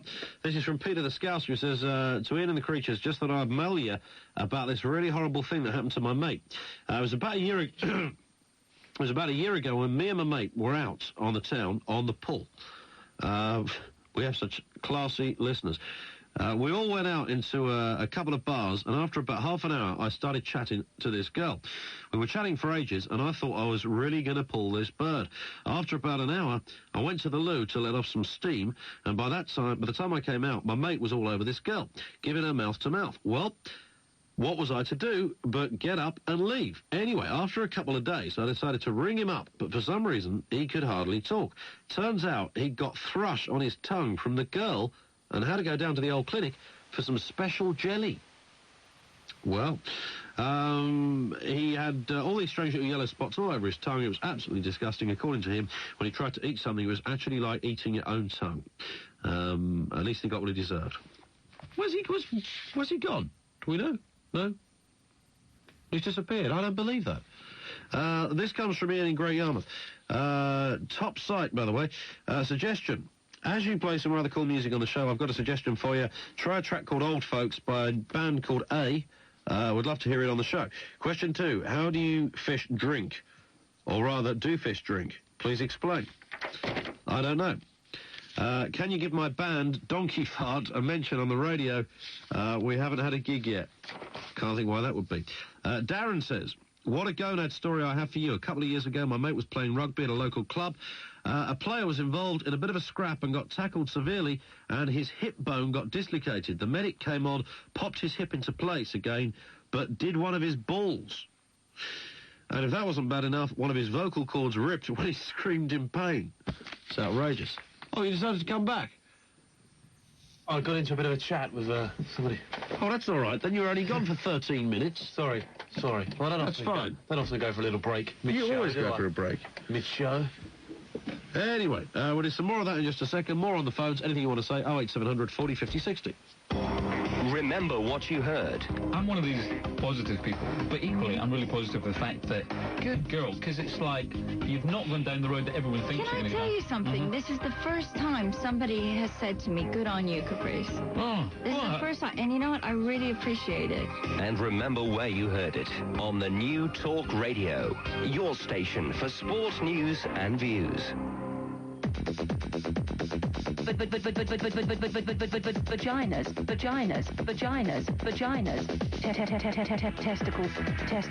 Testicles. I'm Anna Rayburn.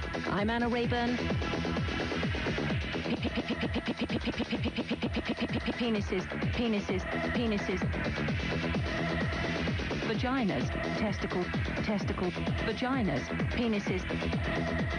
I'm Anna Rayburn. Vaginas. Testicles. Penises. I'm Anna Rayburn. Gosh. Talk Radio should not be covering World Cup football because you are a talk radio station and we're only interested in listening to callers. Callers whinging on about how bloody dull their lives are. That's what we want to hear on this station. That's exactly what we want to hear. Not you lot bantering away in the studio. Not Alan bloody Parry and Andy bloody Gray on the lines there in France, basking in the sun while the rest of us are out there doing a 48-hour day. We don't want that kind of stuff. And Moz bloody D, what sort of stupid name is that anyway? And Liam McCarry, who never scored many goals when he played for Scotland in the first place. All there in your studio, doing your thing. We want to talk about Ireland. We want to talk about Tony Blair. We want to talk about all those kind of people. That's the kind of stuff we want from our talk radio. It's our talk radio. Don't you understand? We pay our licence fee for talk radio. That's exactly what we do. We pay your wages by that phone call. That 0500 thing, that's £14 a minute, that line is. I'm telling you now, I've had it on my phone bill. That's the kind of stuff we want talk radio for. Not the kind of World Cup stuff. We don't want any of that stuff here. None of that old banter from talk radio. I want to talk about nice things, the sort of things that nice Mr. Dingett talks about at the weekends. That's the kind of thing we want to do. We want to talk about politics, and we want to talk about IRA stuff, and we want to talk about Mr. Blair and what an old gitty is. Not World Cup stuff. We're not World Cup stuff. It's always World Cup. It's all every 4 years talk radio does this to us. It's always World Cup stuff.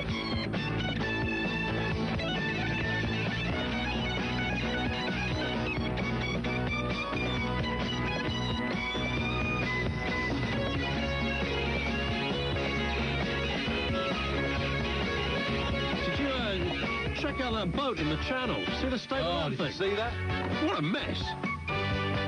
What a mess. I mean, nobody got hurt. You see the pun on the Sun? Yeah, oh shit. Good old Sun journalism, eh? Great. Who writes this kind of stuff? What sort of editors do they have down there these days? It's gone really downhill since that last guy left. Can't remember who he was. Right you are. Yeah. There's a picture of that farmer that... Yeah, we won't get into that again. And Tara Palmer-Tomkinson. What a trout, I'm sorry. I mean, what's all that about? Tara Palmer. Would you not just be embarrassed to exist if you were her? Completely. You'd be totally... I mean, to turn up... I mean, she went on the Frank Skinner show out of her tree. Okay, made a complete... Classic TV, that complete arse of herself. And turns up at all these dudes. And when these people... Who's the other one? That's... in fact, she's almost worse than the other. What do they call her? The blonde girl. She's called... Tamara Beckwith. Tamara Beckwith, the very same one. And they turn up and they are, you know, sort of famous for being famous. And that's the gig. And they call them girls about town. And they call them it girls and socialites and whatever. But, like, you know, if you... I can't help but think that if you turn up at, like a big bash or a TV show where there are established people who do that for a living, that you wouldn't feel a bit, you know, like I shouldn't be here.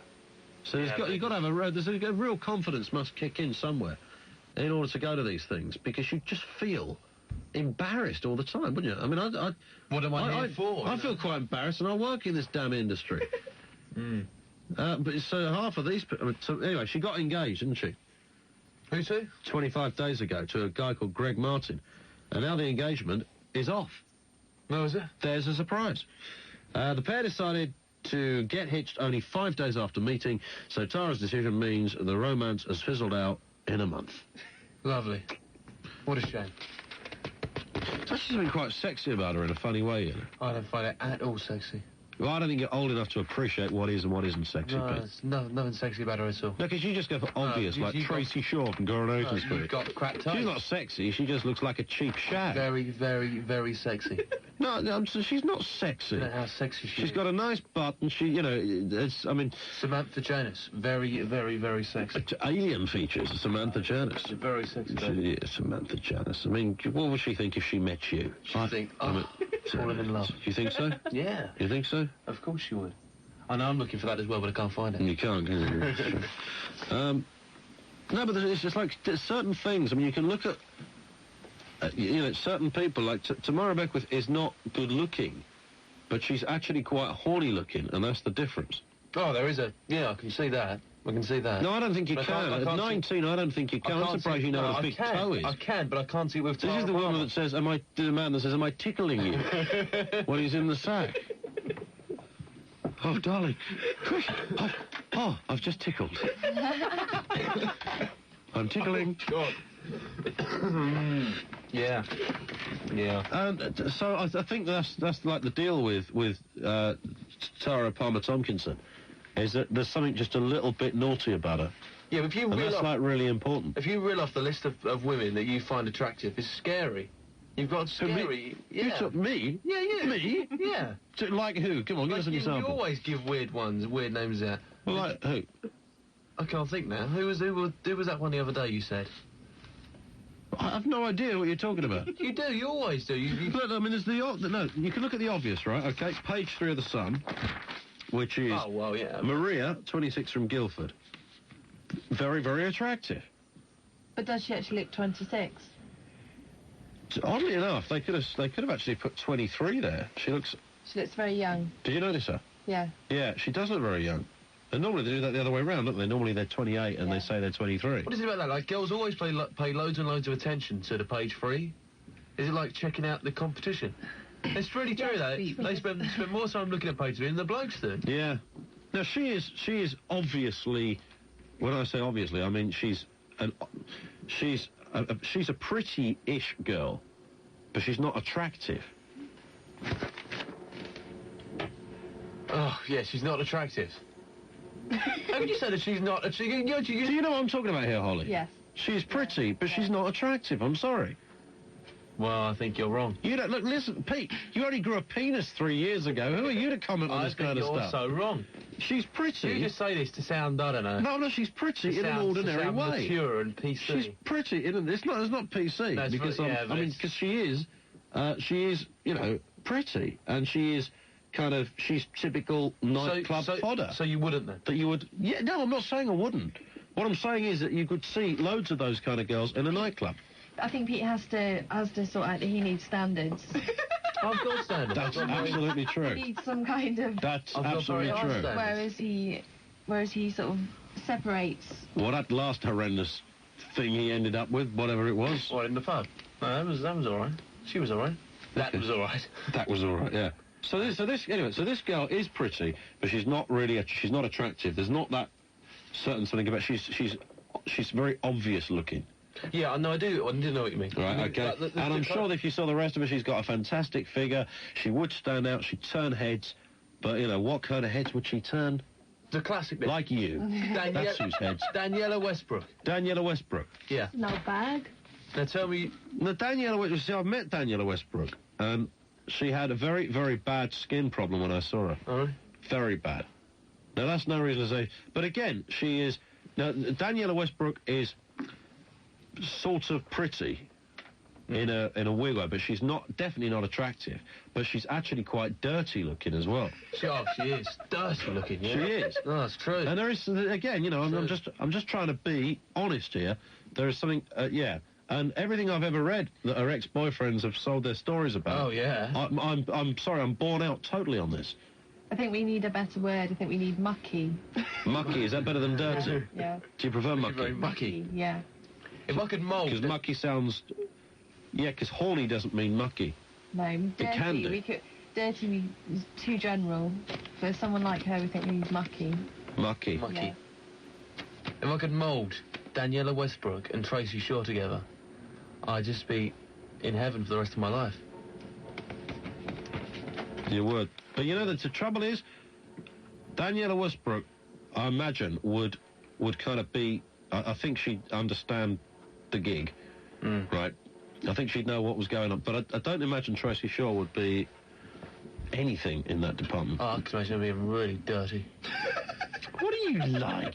Oh, because you're just about to have your first wet dream on air or something. She's got that kind of look, hasn't she? And just like Daniela Westbrook, she's got that dirty look. What do you think? So what about the female point of view here, then? What does Tracy Shaw look as if she would... I think they both do. Yeah. Yeah, no, Tracy Shaw, I think, is too...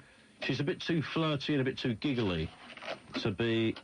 Too obviously pretty. Yeah, well, I don't think she's necessarily pretty. There's something about her. But she's... Sexy. Tracy Shaw is a bit sexy. I'm not getting away from that.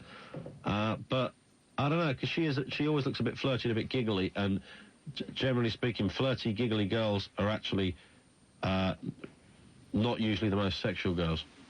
Okay, yeah, this is right. I'm sorry, this is getting really blokey, but can I just throw out one more name into the hat here? God. Drew Barrymore. She's sexy. She's sexy, mucky, horny, filthy, everything. Everything. Thank you. Drew Barrymore is, yeah. Drew Barrymore, and I would, if the opportunity came up to sleep with Drew Barrymore again, then without doubt, I'd be there for that second time. I'd be there for that second time. Sure. No, she is. Who are any other names? Any other names? Oh, God, yeah. So we start off with Tara Palmer-Tompkins. Let me think. I'm just trying to see if there's anyone in here that we know of.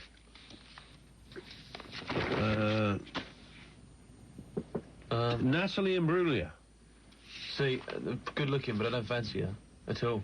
No, you see, a lot of women would look at her and say she is attractive and quite... And she is, but... And quite classy looking in some sort of ways. That's probably why I don't fancy her. But you know, maybe she's one of those people that... And then there's a lot of other people who haven't... Take Claudia Schiffer. Claudia Schiffer is stunningly pretty, but has no sexuality about her at all. Really true, that's true. No sexuality about her whatsoever. And yet you couldn't fault her. If you looked at, eyes, hair, back... See, back's important. You know what I'm like with my hair as well. He thinks I'm, got something wrong with his hair. Unbelievably important. Yeah. Kate Moss is shaggable. Speak for yourself. But actually, yeah, Kate Moss is in a way. Yeah, I don't... But I don't fancy her. But anyway, so you've got all of that with Claudia Schiffer, figure, legs, everything, but with zero sexuality. Zero. You can kind of say that about most of the supermodels, though, the catwalk supermodels, can't you? Of course you can. Caprice is another one I don't find has got a lot of sexuality. In a weird kind of way. Anyway, Holly Johnson is giving his first interview for a long, long time in the Sun newspaper, as in him from Frankie Goes to Hollywood. Yeah. That's a remarkable story. In 1991, this guy was told he had HIV, right? He's positive. And I'm sorry, I don't think anybody says this bloke looks really, really healthy. Did you see the pictures? No, I didn't. He looks really, really healthy. He doesn't look... often after, 8 years with that knocking around in your bod, you're starting to look as if something's gone wrong. And he did for a while. There were pictures taken of him. He looks... I'm sorry, you would never know this guy had anything wrong with him at all. And he said he's got to that stage where he actually forgets that he has this. Blimey. Because I went through 4 or 5 years of utter depression, because it's like death sentence. Cool. And that's how, even as recent as 1991, people were viewing it like that. But, he's... so that's brilliant. Because I still actually think that Two Tribes and Relax were not bad tracks. Good... Pete, do you remember? I do remember them, but... Don't remember the Kentucky Fried Chicken, though, do you? I'm the biggest of fans. We all remember the Kentucky... Holly, do you remember the Kentucky Fried Chicken? Before it was KFC? No, she doesn't. No, I do. I do. You don't. There you go. It's KFC. No, I do remember. KFC. What are you thinking about? No, I'm not thinking about anything. Piercing. McDonald's? Do you remember McDonald's when it was just a farm? McDee's. Anyway, should we go to that line there? Yeah, do that. That's a great idea. Let's go to that line there. Hello, hello, hello. Hello? Hello, who's that? Hi, it's Esther here. Hello, Esther. Hiya. I'd just like to say, first of all, Drew Barrymore, spot on. She's all woman and she's cool. And Tracy Shaw, I've seen her in Tesco's before and she's not really all that nice. There you go. Now we know. But anyway, the reason I'm phoning is I've got a bit of a problem with my landlord and I was phoning you for a bit of advice. Esther, a landlord advice is my forte here, Right, now you see the problem is, at the moment we're paying an extortionate amount of rent for our flat. What area are you in? We're in Belfast. You're in Belfast, okay. Yeah. How many in the flat? Just me and my boyfriend at the moment. You and your boyfriend? Yeah. And what do you pay per month? £320. £320. Is it a one-bedroom flat? Yeah, and it's small. And we've got slugs. Slugs? Slugs. In the kitchen and in the bathroom and everywhere. And they're not contributing at all to this £320? They're not very nice at all, no. You see, slugs are like that. Slugs are horrible. They take, but they rarely give. We've had to put salt down everywhere, to try and get rid of them. Yeah. And... £320 is a lot of money. I mean, I know Belfast is a major city, but it's still... £320 is... It is quite a lot. Dearest place in the UK is supposed to be London, yeah? Yeah. And £320 for a one-bedroom place, you could still get in parts of London. I know. It is quite expensive. But so why did you take it on, then? Well, we were desperate. I mean, I moved over here and needed to find somewhere to live, so we took it on without really thinking about it. But now we're thinking about it, and the place has got slugs, and it's not very nice, and it's dead small and everything.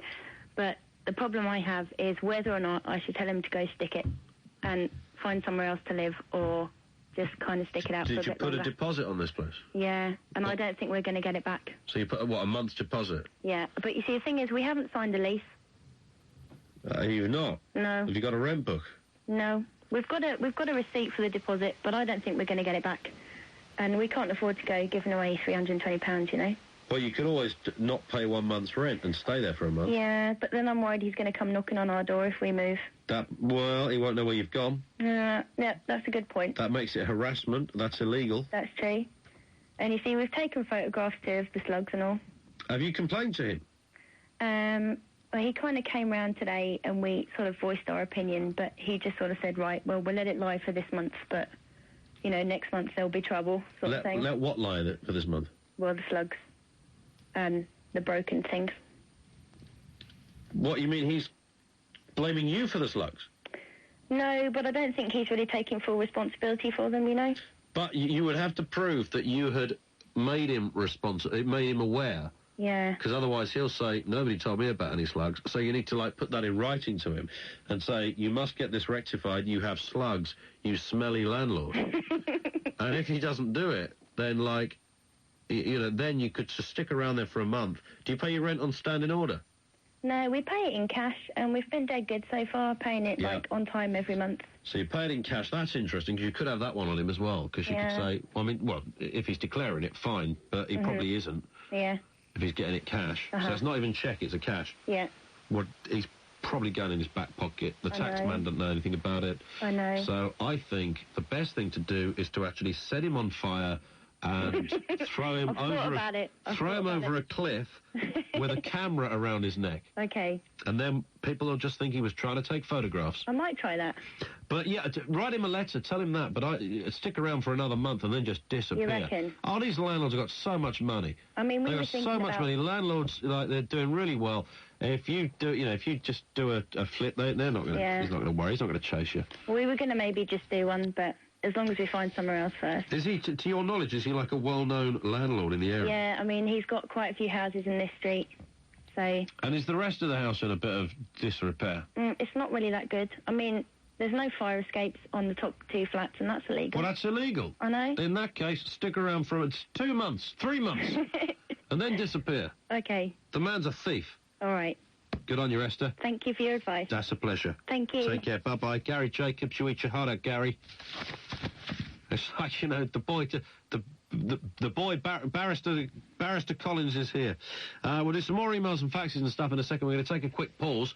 08700 40 50 60, whatever you want to sling in. Always up for it.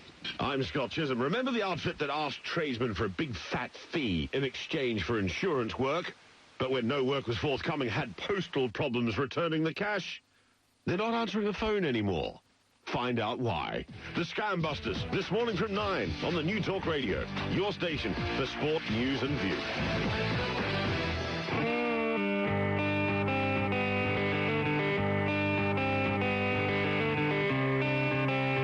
Have I found a chink in the armour here? No. You admitted. No, you I've got an ear here that your show is not meaningful. I think I've found a chink in the Collins armour. Listen, if you want meaning, go to the church, mate. All right. Things I want,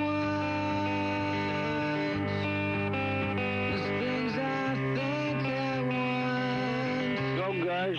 Dominic. Hey. How is your lads? Hey. Don't start taking the piss now, come on. Oh, no, don't start. No, don't start taking the piss Hey, we wouldn't do that. I laughed so hard, my rectum prolapsed. Did it? Yeah, particularly when it's on your shoulders, mate.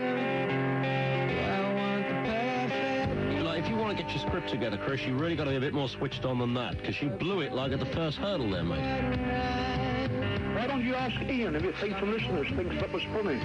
Thinks what was funny? For your other box. At 3 o'clock in the morning. Would you like someone checking for your other box 4 o'clock in the morning? I'm shouting for your other box!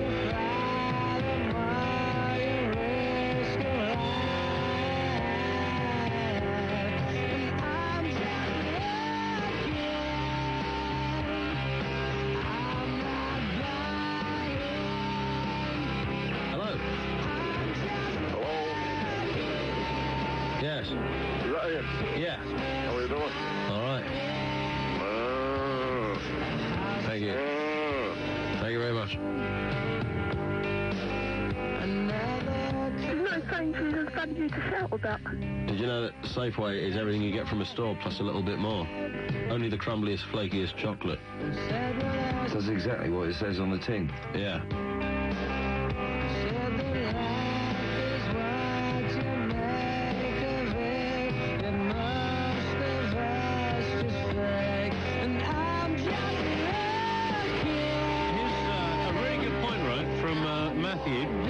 Who's in Newport. I get this. I've never thought of this before. You know when you're a kid and you make paper aeroplanes? Oh, yeah. Right. Now, assuming they used to, you know, they've done that for years. Well, that's... Probably before the plane was invented. What did they call them? Yeah, that's a good point, actually. Just like kids wouldn't have said, let's make some paper planes. Yeah. Because the plane wasn't invented. So what was it called? Are you sure you're right about that? Right about what? That they would have had the concept before the... They must have done. Yeah. So what came first, the paper plane or the aeroplane? I could never get the hang Welcome to this academic decision. I could never get the hang of it. Never get the hang of it. Well, making those little planes? Yeah. I can make wicked ones. Can you? Wicked? What kind of language is that? Well, wicked. Yeah. Well, I'm a 7-year-old in this carnation for this conversation, and they were amazing. I was so proud of them. I could make them for... Because that's like, you know, sometimes you have a natural edge for that kind of stuff. So I think the voice of the common man was born then, actually, in a funny way, with my planes. Oh, I don't have that edge. Very, very well known. OK, let's go to this line, because they've been hanging on for too long. It's line 416. Hello. Hello. Hello. Hi. Hello. Earlier on, you were talking about body shaving? Yeah. Yeah. I completely shave all my body. Do you? Yeah. What are you, some kind of weirdo? What's up?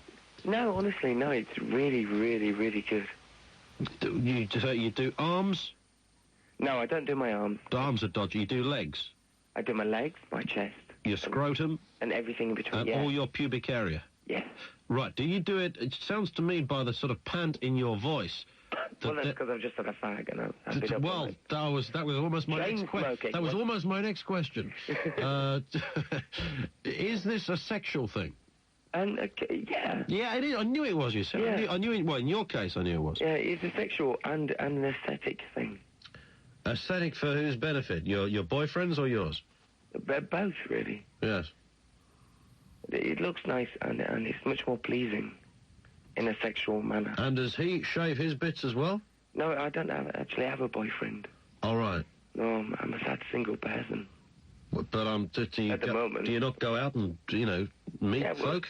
Well, yeah, I've been out tonight, you know. And Did you meet anybody? No, not tonight, no. It's a bit dull. No one at all? No. How can you be gay and not meet anybody? That's the easiest thing in the world. You must be really ugly. That's the easiest thing in the world, to be gay and meet someone. Every gay bloke can meet someone. No. Yes, they can. How dare you instantly assume I'm gay? Well, are you gay? Not necessarily, no. What do you mean not necessarily? Are you gay, yes or no? Bi, I'm bi. Either. Well, okay, there's an element of gayness in that. I'm sorry, I do apologise. So, listen, if you're bisexual and you go out and you can't find a partner. Yeah. I mean, the whole you know, envy that heterosexual blokes have, if that's the right word, over the gay or bisexual community is that you can get laid whenever you darn well want to. Maybe I'm a bit just too damn choosy. I think you're too bald. I've got well... I think they must look at you and say, here comes that weirdo that shaves his knackers. I ain't going with him. You're not stuck in Hull. That's very true, actually. Yeah, probably in Hull. I mean? I'm sure you do stand out in Hull. Thank you. 08700 40 50 60 or fax 0541 59 69 79 or go to the website, which is voiceofthecommonman.com. Loads coming in here. I'll do some more faxes, more emails and stuff in a second. Whatever you want to put in, we're well and truly up for it. The next hour, Lucien Moore. What's he talking about, Pete? He's doing some weirdy stuff. Some weirdy stuff. Yeah. Lucien Morgan is here with weirdy stuff in the next hour. Don't go away.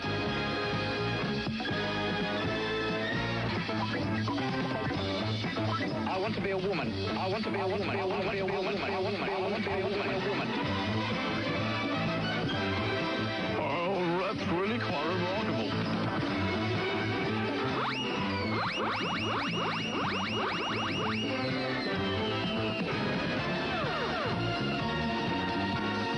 Sitting in a radio station, you're sitting in front of a live mic. When you speak, thousands of people hear your voice. It penetrates their minds.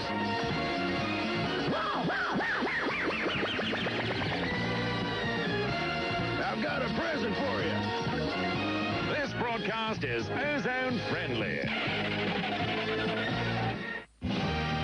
On the hour, every hour, from the Sky News Centre. This is Talk Radio News.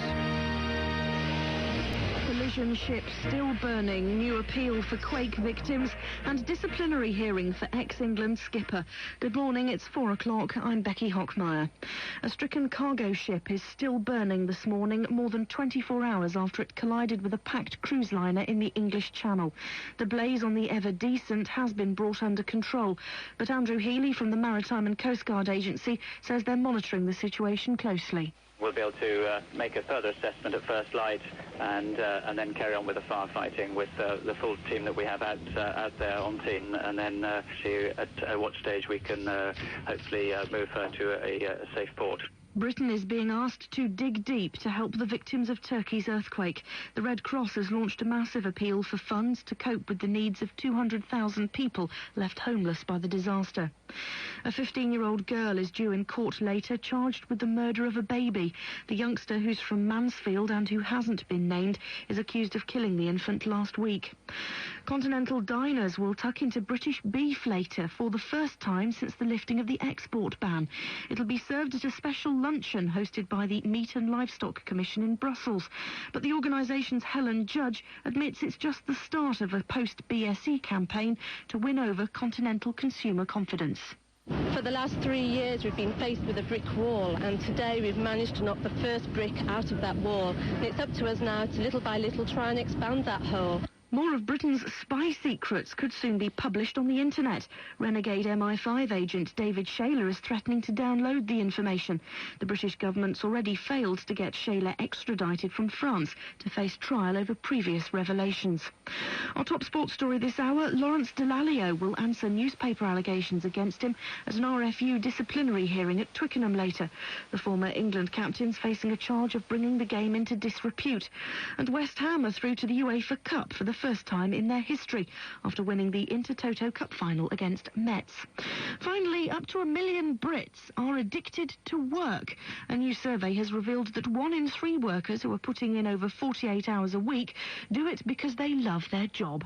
Those are the top stories from the Sky News Centre. Talk Radio weather. There'll be a dull and damp start for Wales, central and southwestern England, and it'll be humid with thundery showers amid the sunshine in the southeast. Northern Ireland and northern England will be wet and breezy, but brightening later as the rain moves into Scotland. Top temperatures of 26 Celsius, 79 Fahrenheit in Ipswich, 16 Celsius, 61 Fahrenheit in Glasgow. Talk Radio News Time, it's 3 minutes past 4. You're listening to 1053, 1089 AM medium wave. The new Talk Radio. We apologise for the disruption of our transmission and will return to our regularly scheduled programme shortly.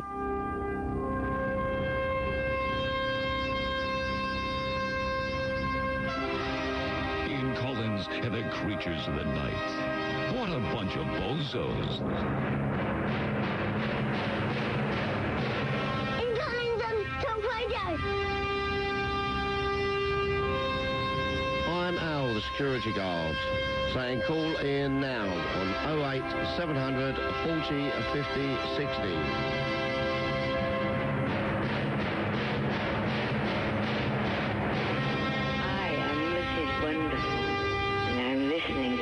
My precious of the creatures of the night. Ian Collins and the Creatures of the Night. I love the show. I love to clean the studio when they do the show. I'm a big fan. I love the show. You love the show too. And if you're hanging on the phone, I'm about to get to you, all right? So don't... Is that... If you're a fan of sort of like news-led or topic-led talk radio, then what will we have talked about tonight?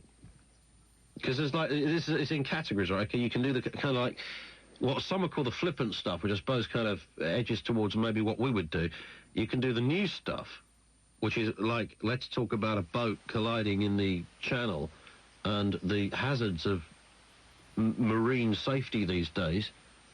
Who the hell would be interested in that? Tell us your stories of going on a boat. Believe me, you would. Loads of people. Some would, some would. They'd find it interesting. Yeah, if you get some old seafaring captain on who can give you a bit of the data and the statistics, that one call might well be very interesting. Yeah. But, I mean, to do a show on it, or even more than one call, I'm figuring it would be quite, boring. But, I mean, think about... 08700 40 50 60. I mean, he does a great show, and he does that kind of stuff. But Mike, comes in on a weekend where he's at least got the week to pick the best stories. Best of the stories, yeah. And say, right, okay, these are what we're going to talk about. And that's fine. I have no problem with that at all. That's, it's a contrast to what we do, and it's a compliment to what we do in that respect. So brilliant. But, and the other, so you've got the flippant side, you've got the news-based side, the topical side, or you've got the standard subject side, which is, let's talk about, homosexuality or vegetarianism or capital punishment, and you can bang those things out all the time and have a full switchboard all the time on any of this lark, whenever you want to. Vegetarianism, the host gets angry about it for a little while, and folk phone in and say, you're outrageous, you should be a veggie, meat's dangerous, you need it, and somebody else calls in and says, no, you don't need it, and somebody else calls in and says, yes, you do, and it just goes round in a circle. It's been done 100 times. Yeah, and it's all smokes and mirrors, because within that, debate, if you did it for an hour, you might have a couple of calls that are really, really good, and you remember them, and somebody goes, somebody tells you something just different about that subject, and that's brilliant, but essentially you'll just have a lot of people either for or against. So if we were doing news today, for example, we could do, I don't know what we would do. We'd probably, you could do the Turkey earthquake. What do you say about it? So what on earth would you say about that? I mean, how do you do it justice without doing an in-depth kind of news analysis on it? We could ring our reporter in Turkey, and we could have him on the line. That'd be all right. That'd be okay. And you could say, well, if there's any comment you want to make on it, well, what sort of line is that? What does that mean exactly? I've no idea at all. So these kind of, it's all smokes and mirrors as to how you do it, because it does become very, very circular.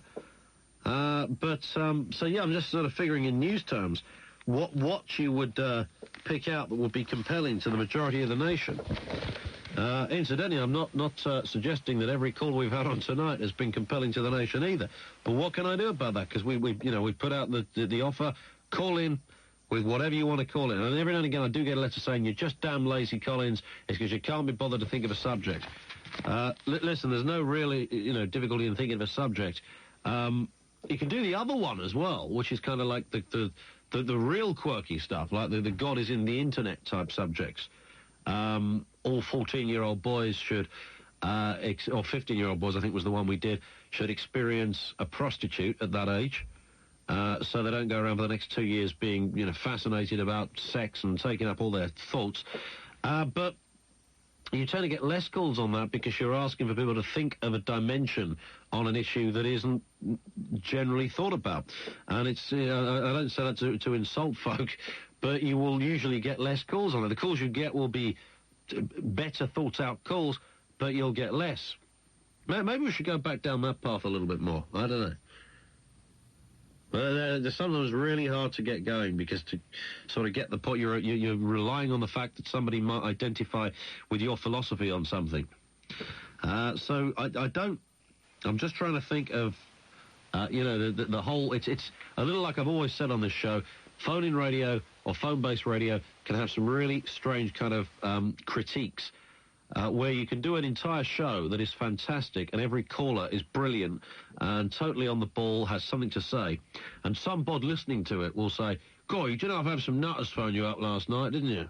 On the basis, the antiquated basis that anybody who calls a talk show has to be some kind of idiot to want to take part, which is just stupid.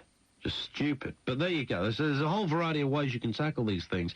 But I am always intrigued by the myth of doing the serious stuff, and that just by definition, that's it, you're okay then.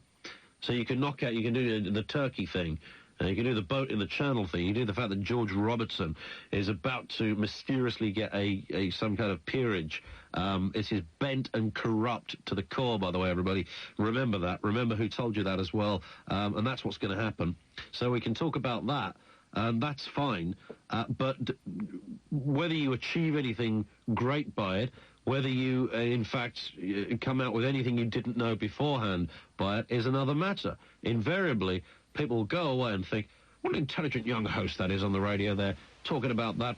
What a great callers called in and debated on that. But whether you gleaned anything from it is a totally separate point that is 9.9 times out of 10 missed when talking about serious news-led phone-in subjects. Depends what they are. You can listen to The Breakfast Show. The big boys are here at 6 o'clock. Now, they're talking about the news kind of as it happens. So there's a reportage kind of element to it, and therefore you're again fulfilling a different obligation, and people will call in on the spur of the moment to comment on that story. That's kind of, absolutely topical. Totally topical, even. But I am kind of cynical about that, it must be better and must be good because it was about news.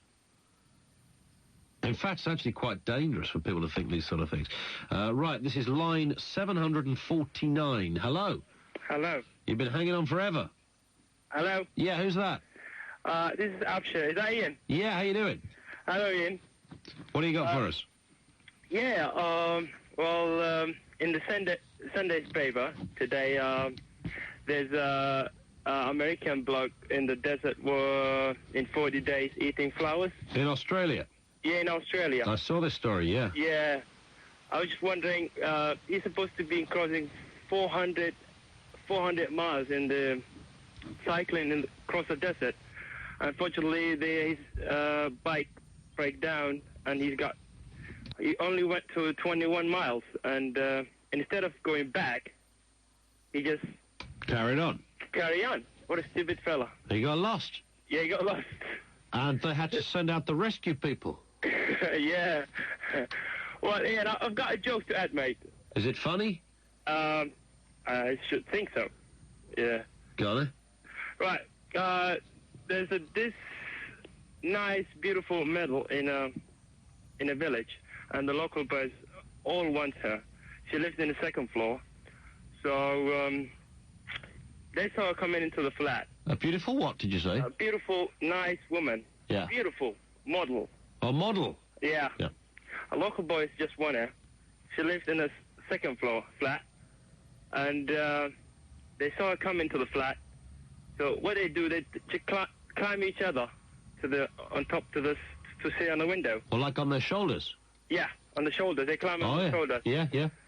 She come into the flat, and the top of the one, he has to inform the last one as well. He says, she's coming to the flat. Next one goes, she comes to the flat. She comes to the flat. The last one has to know it.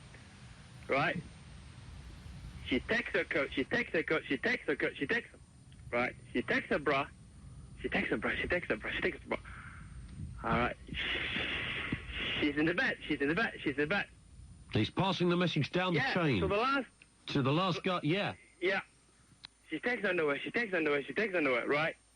So this woman, she could hear voices near the windows. So she walked to the windows, and this bloke on top one says, "She's coming." She said, "Me too. Me too. Me too. Me too." The other one goes, "Me too." Well, if it's not funny, I wouldn't know. Thank you very much. Thank you. Bye. Bye-bye. That's pathetic, isn't it, really? It's just what I'm dealing with here. These are the tools of my trade, you know? Let's go to line number 1. Hello. Good morning. Good morning. How are you? Very well. Jolly good. What's up? The main thing I wanted to talk about was the how to get away with murder, but I've got a twisted testicle story if you're interested. Is it twisted now? It wasn't mine. Right. It wasn't mine. What were you doing with it then? It's a difficult story. I'm a police officer. Right. And it was when I was on the drug squad. And you decided to kick the crap out of somebody? Certainly not. Oh, of course not. Oh, contraire. Okay. A new guy came to join us, and I had to go and see the licensee of a local pub because he thought he had a problem with some drug dealers. Okay, yep. Took the guy along. Steve was his name. And just as we get there, he starts whinging about his tummy ache and everything. Oh. We'll sort it out later. So we go in there, and talking to this licensee, and suddenly I hear Steve groaning, and so... He's like the trainee copper, is he? He wasn't a trainee, he just transferred to that department, yeah. Yeah. Okay. So, he's sort of groaning, and I look over at him, and he's groping himself. Is he? That's the sort of thing he'd normally be arresting somebody for, isn't it? Well, quite, you know. In a public place and all that. Quite. And the licensee, he was looking as shocked as I was, you know, thinking, well, what's going on here? So he was sort of holding himself and groaning and moaning, so I sort of thought, well, we'll cut this meeting short. Yeah. Went back outside and said, what's the matter with you? And it's me, Nadgers. He says, they're playing up. Yeah. So I said, come on, get in the car. Do you call it a truncheon in your game? Sorry? I mean, is one of the synonyms for the old fella, you know? I wouldn't know about that. Right, okay. I'm a police officer, a pillar of the community, and what have you. Right, so you don't know what a truncheon is? Well, it's like a wooden device. I think they issue you with it when you get the job. No, we have PR-24s now, side handle batons. All those things. Yeah, we used to have those when you were on horseback. Yeah. Anyway. So anyway, he's outside the pub and he's really doubled up here. Yeah, so he's in the car and he said, there's something wrong with them. We have a look. I can't look. And I said, no, just leave them where they are. I don't want to be seeing your Nadgers. Yeah, as Bruce said earlier on, that you've really got to have a problem if you're willing to show somebody else your bits. Well, absolutely. You know, in a public place, I said, Steve, if you take them out, I'm locking you up. Just leave them where they are, please. Yeah. So he says, look, this is serious. So I said, come on, let's get back to the police station. You can sort yourself out. So when he went into the toilets, and he is doubled over. He is screaming. And so I said, look, I'll go and get you some painkillers. So I went off, got some painkillers, and by the time I got back, he'd undone his trousers and dropped his kecks, and so he could examine himself, and he was doubled up over the sink. So I moved in behind him to hand him these tablets. So he's moaning and wailing, just as one of my uniformed colleagues walking, and I'm stood behind him as he's bent over the sink, and he's screaming, apparently in ecstasy, just as my colleague walks in and captures me, apparently doing something. Oh, so you're behind him. He's doubled over going, with his trousers down. With his trousers down, and obviously your superior... no, he's just one of my uniform colleagues. ...thinks that you and him are indulging in a little bit of, you know... Well, with the scene, I think it was a natural conclusion to draw. Yeah, well, of course it was, yeah. And, you know, I wanted to explain, but, I just didn't want to have the conversation. It's, it was just too embarrassing. But in the end, I had to take him to hospital, and he had this twisted testicle, which is apparently one of the most painful things that a male can experience. Well, it sounds it. Yeah, straight under the knife. Straight under the knife. Do not pass go. Straight down to theatre. But anyway, look, how to get away with murder. Yeah. Right, there was a couple of suggestions earlier. You must have arrested murderers, have you? I've been involved in murder inquiries. Yeah. Okay. Yeah. Pushing somebody off a cliff or pushing them out off a boat. Yeah. You're going to get caught. You are going to get caught. How'd you get caught? Well, I mean, if it went all according to plan, then, yeah, you might get away with it. But, I mean, first of all, it depends who your victim is, because the vast majority of murders, it's committed by somebody close to them. Yeah. If it's a family member, a good friend, then you're going to get spoken to anyway. But, you know, witnesses, there's every chance there's going to be a witness. Yeah.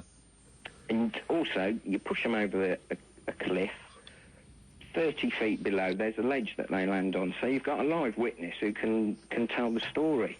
Well, that's what you've got to make sure, though, isn't it, that you can't... Yeah, but it's a big enough cliff. You know, when you're talking about how to get away with murder, it's not easy. And also, you know, even if you do kill them, perhaps, you know, they'll grab hold of you just before they go over, and you've got all the trace evidence underneath the victim's fingernails, that can lead back to you quite simply. Yeah.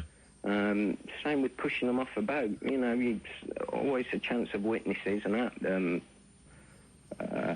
once again, trace evidence. You're going to be leaving fingerprints and your footprints and that all over the boat. So, you know, they were lousy suggestions. I've got to say that is not the way you want to go about. But if you could, I mean, ultimately though, if the cliff was high enough and you knew that your victim wasn't likely to, you know, retaliate in the way you describe, you could get away with it, couldn't you? Yeah, but once again, it's always the unknown factors. You can never plan and say this is exactly... No, you can't plan. So, you know... Is there a way that you know of? There are. Well, potentially. I mean, you can never, ever plan to cover every eventuality. Well, I suppose you could, but, you know, with both those scenarios... more than likely there's going to be a body, and once you've got the body, then you're 3/4 of the way to solving the murder. Yeah. No matter how it looks. So you've got to get rid of the body. That's the main thing. Get rid of the body. Yeah. Okay. Right. Well, thank you very much. No problem. Cheers. There we are. That's Dave the copper caught in the loo with his mate. But they weren't, I mean, somebody walked in and thought they were, you know, bone smuggling. But they weren't. They were, his testicles had merely become inflamed. You know, it's that old story. Nothing is glamorous. Right. Okay, more, I've got to try and catch up with these emails and faxes, because there are loads of them, mate. Talk Radio's Matchmaker is fast becoming the best way for Talk Radio singles to meet new people. You can enroll in Talk Radio's Matchmaker free of charge on 0808 100 1089. Simply tell us the kind of person you'd most like to meet. Then let the MatchLink system go to work, seeking out your most compatible matches. We'll only match you with other singles that share your interests and are looking for someone just like you. Call Talk Radio's Matchmaker today and let us help you find your perfect match. 0808 100 1089. Yeah, come here, missus. Listen to this. Right, here's another one for you. Knock, knock. Who's there? Arthur. Arthur Price. It's no joke. At Vodafone Store's summer sale, you can get a deal where everything's half price. There's half-price phones, connection and accessories, and half-price line rental for 1 month, saving you as much as £70, subject to 12 months line rental. Just buy direct from the #1 network at your local Vodafone store. Here, Arthur's got a sister too. She's called Lois. One man. No, you call Anna Rayburn, you speak to her. 4 hours. You can't get enough of me, can you? Can't cause any trouble, can he? You pay for it, you scumbag. Controversial and always entertaining. I am so sick of this, moaning and groaning. Good, I'm glad you got that off your chest. James Wales says what he thinks and thinks what he says. Hooray, James, that was absolutely wonderful. Weeknights from 10, only on the new Talk Radio. Ian Collins and the Creatures of the Night. A special kind of radio for special people only.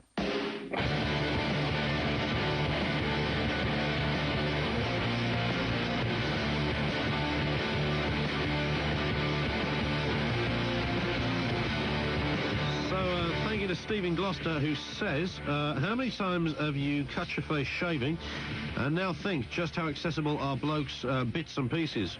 Love sacks. I like the fact that it's plural. If you are still intent on shaving your gonads, don't cough. Another choice music track for you that can be downloaded from the net is as follows.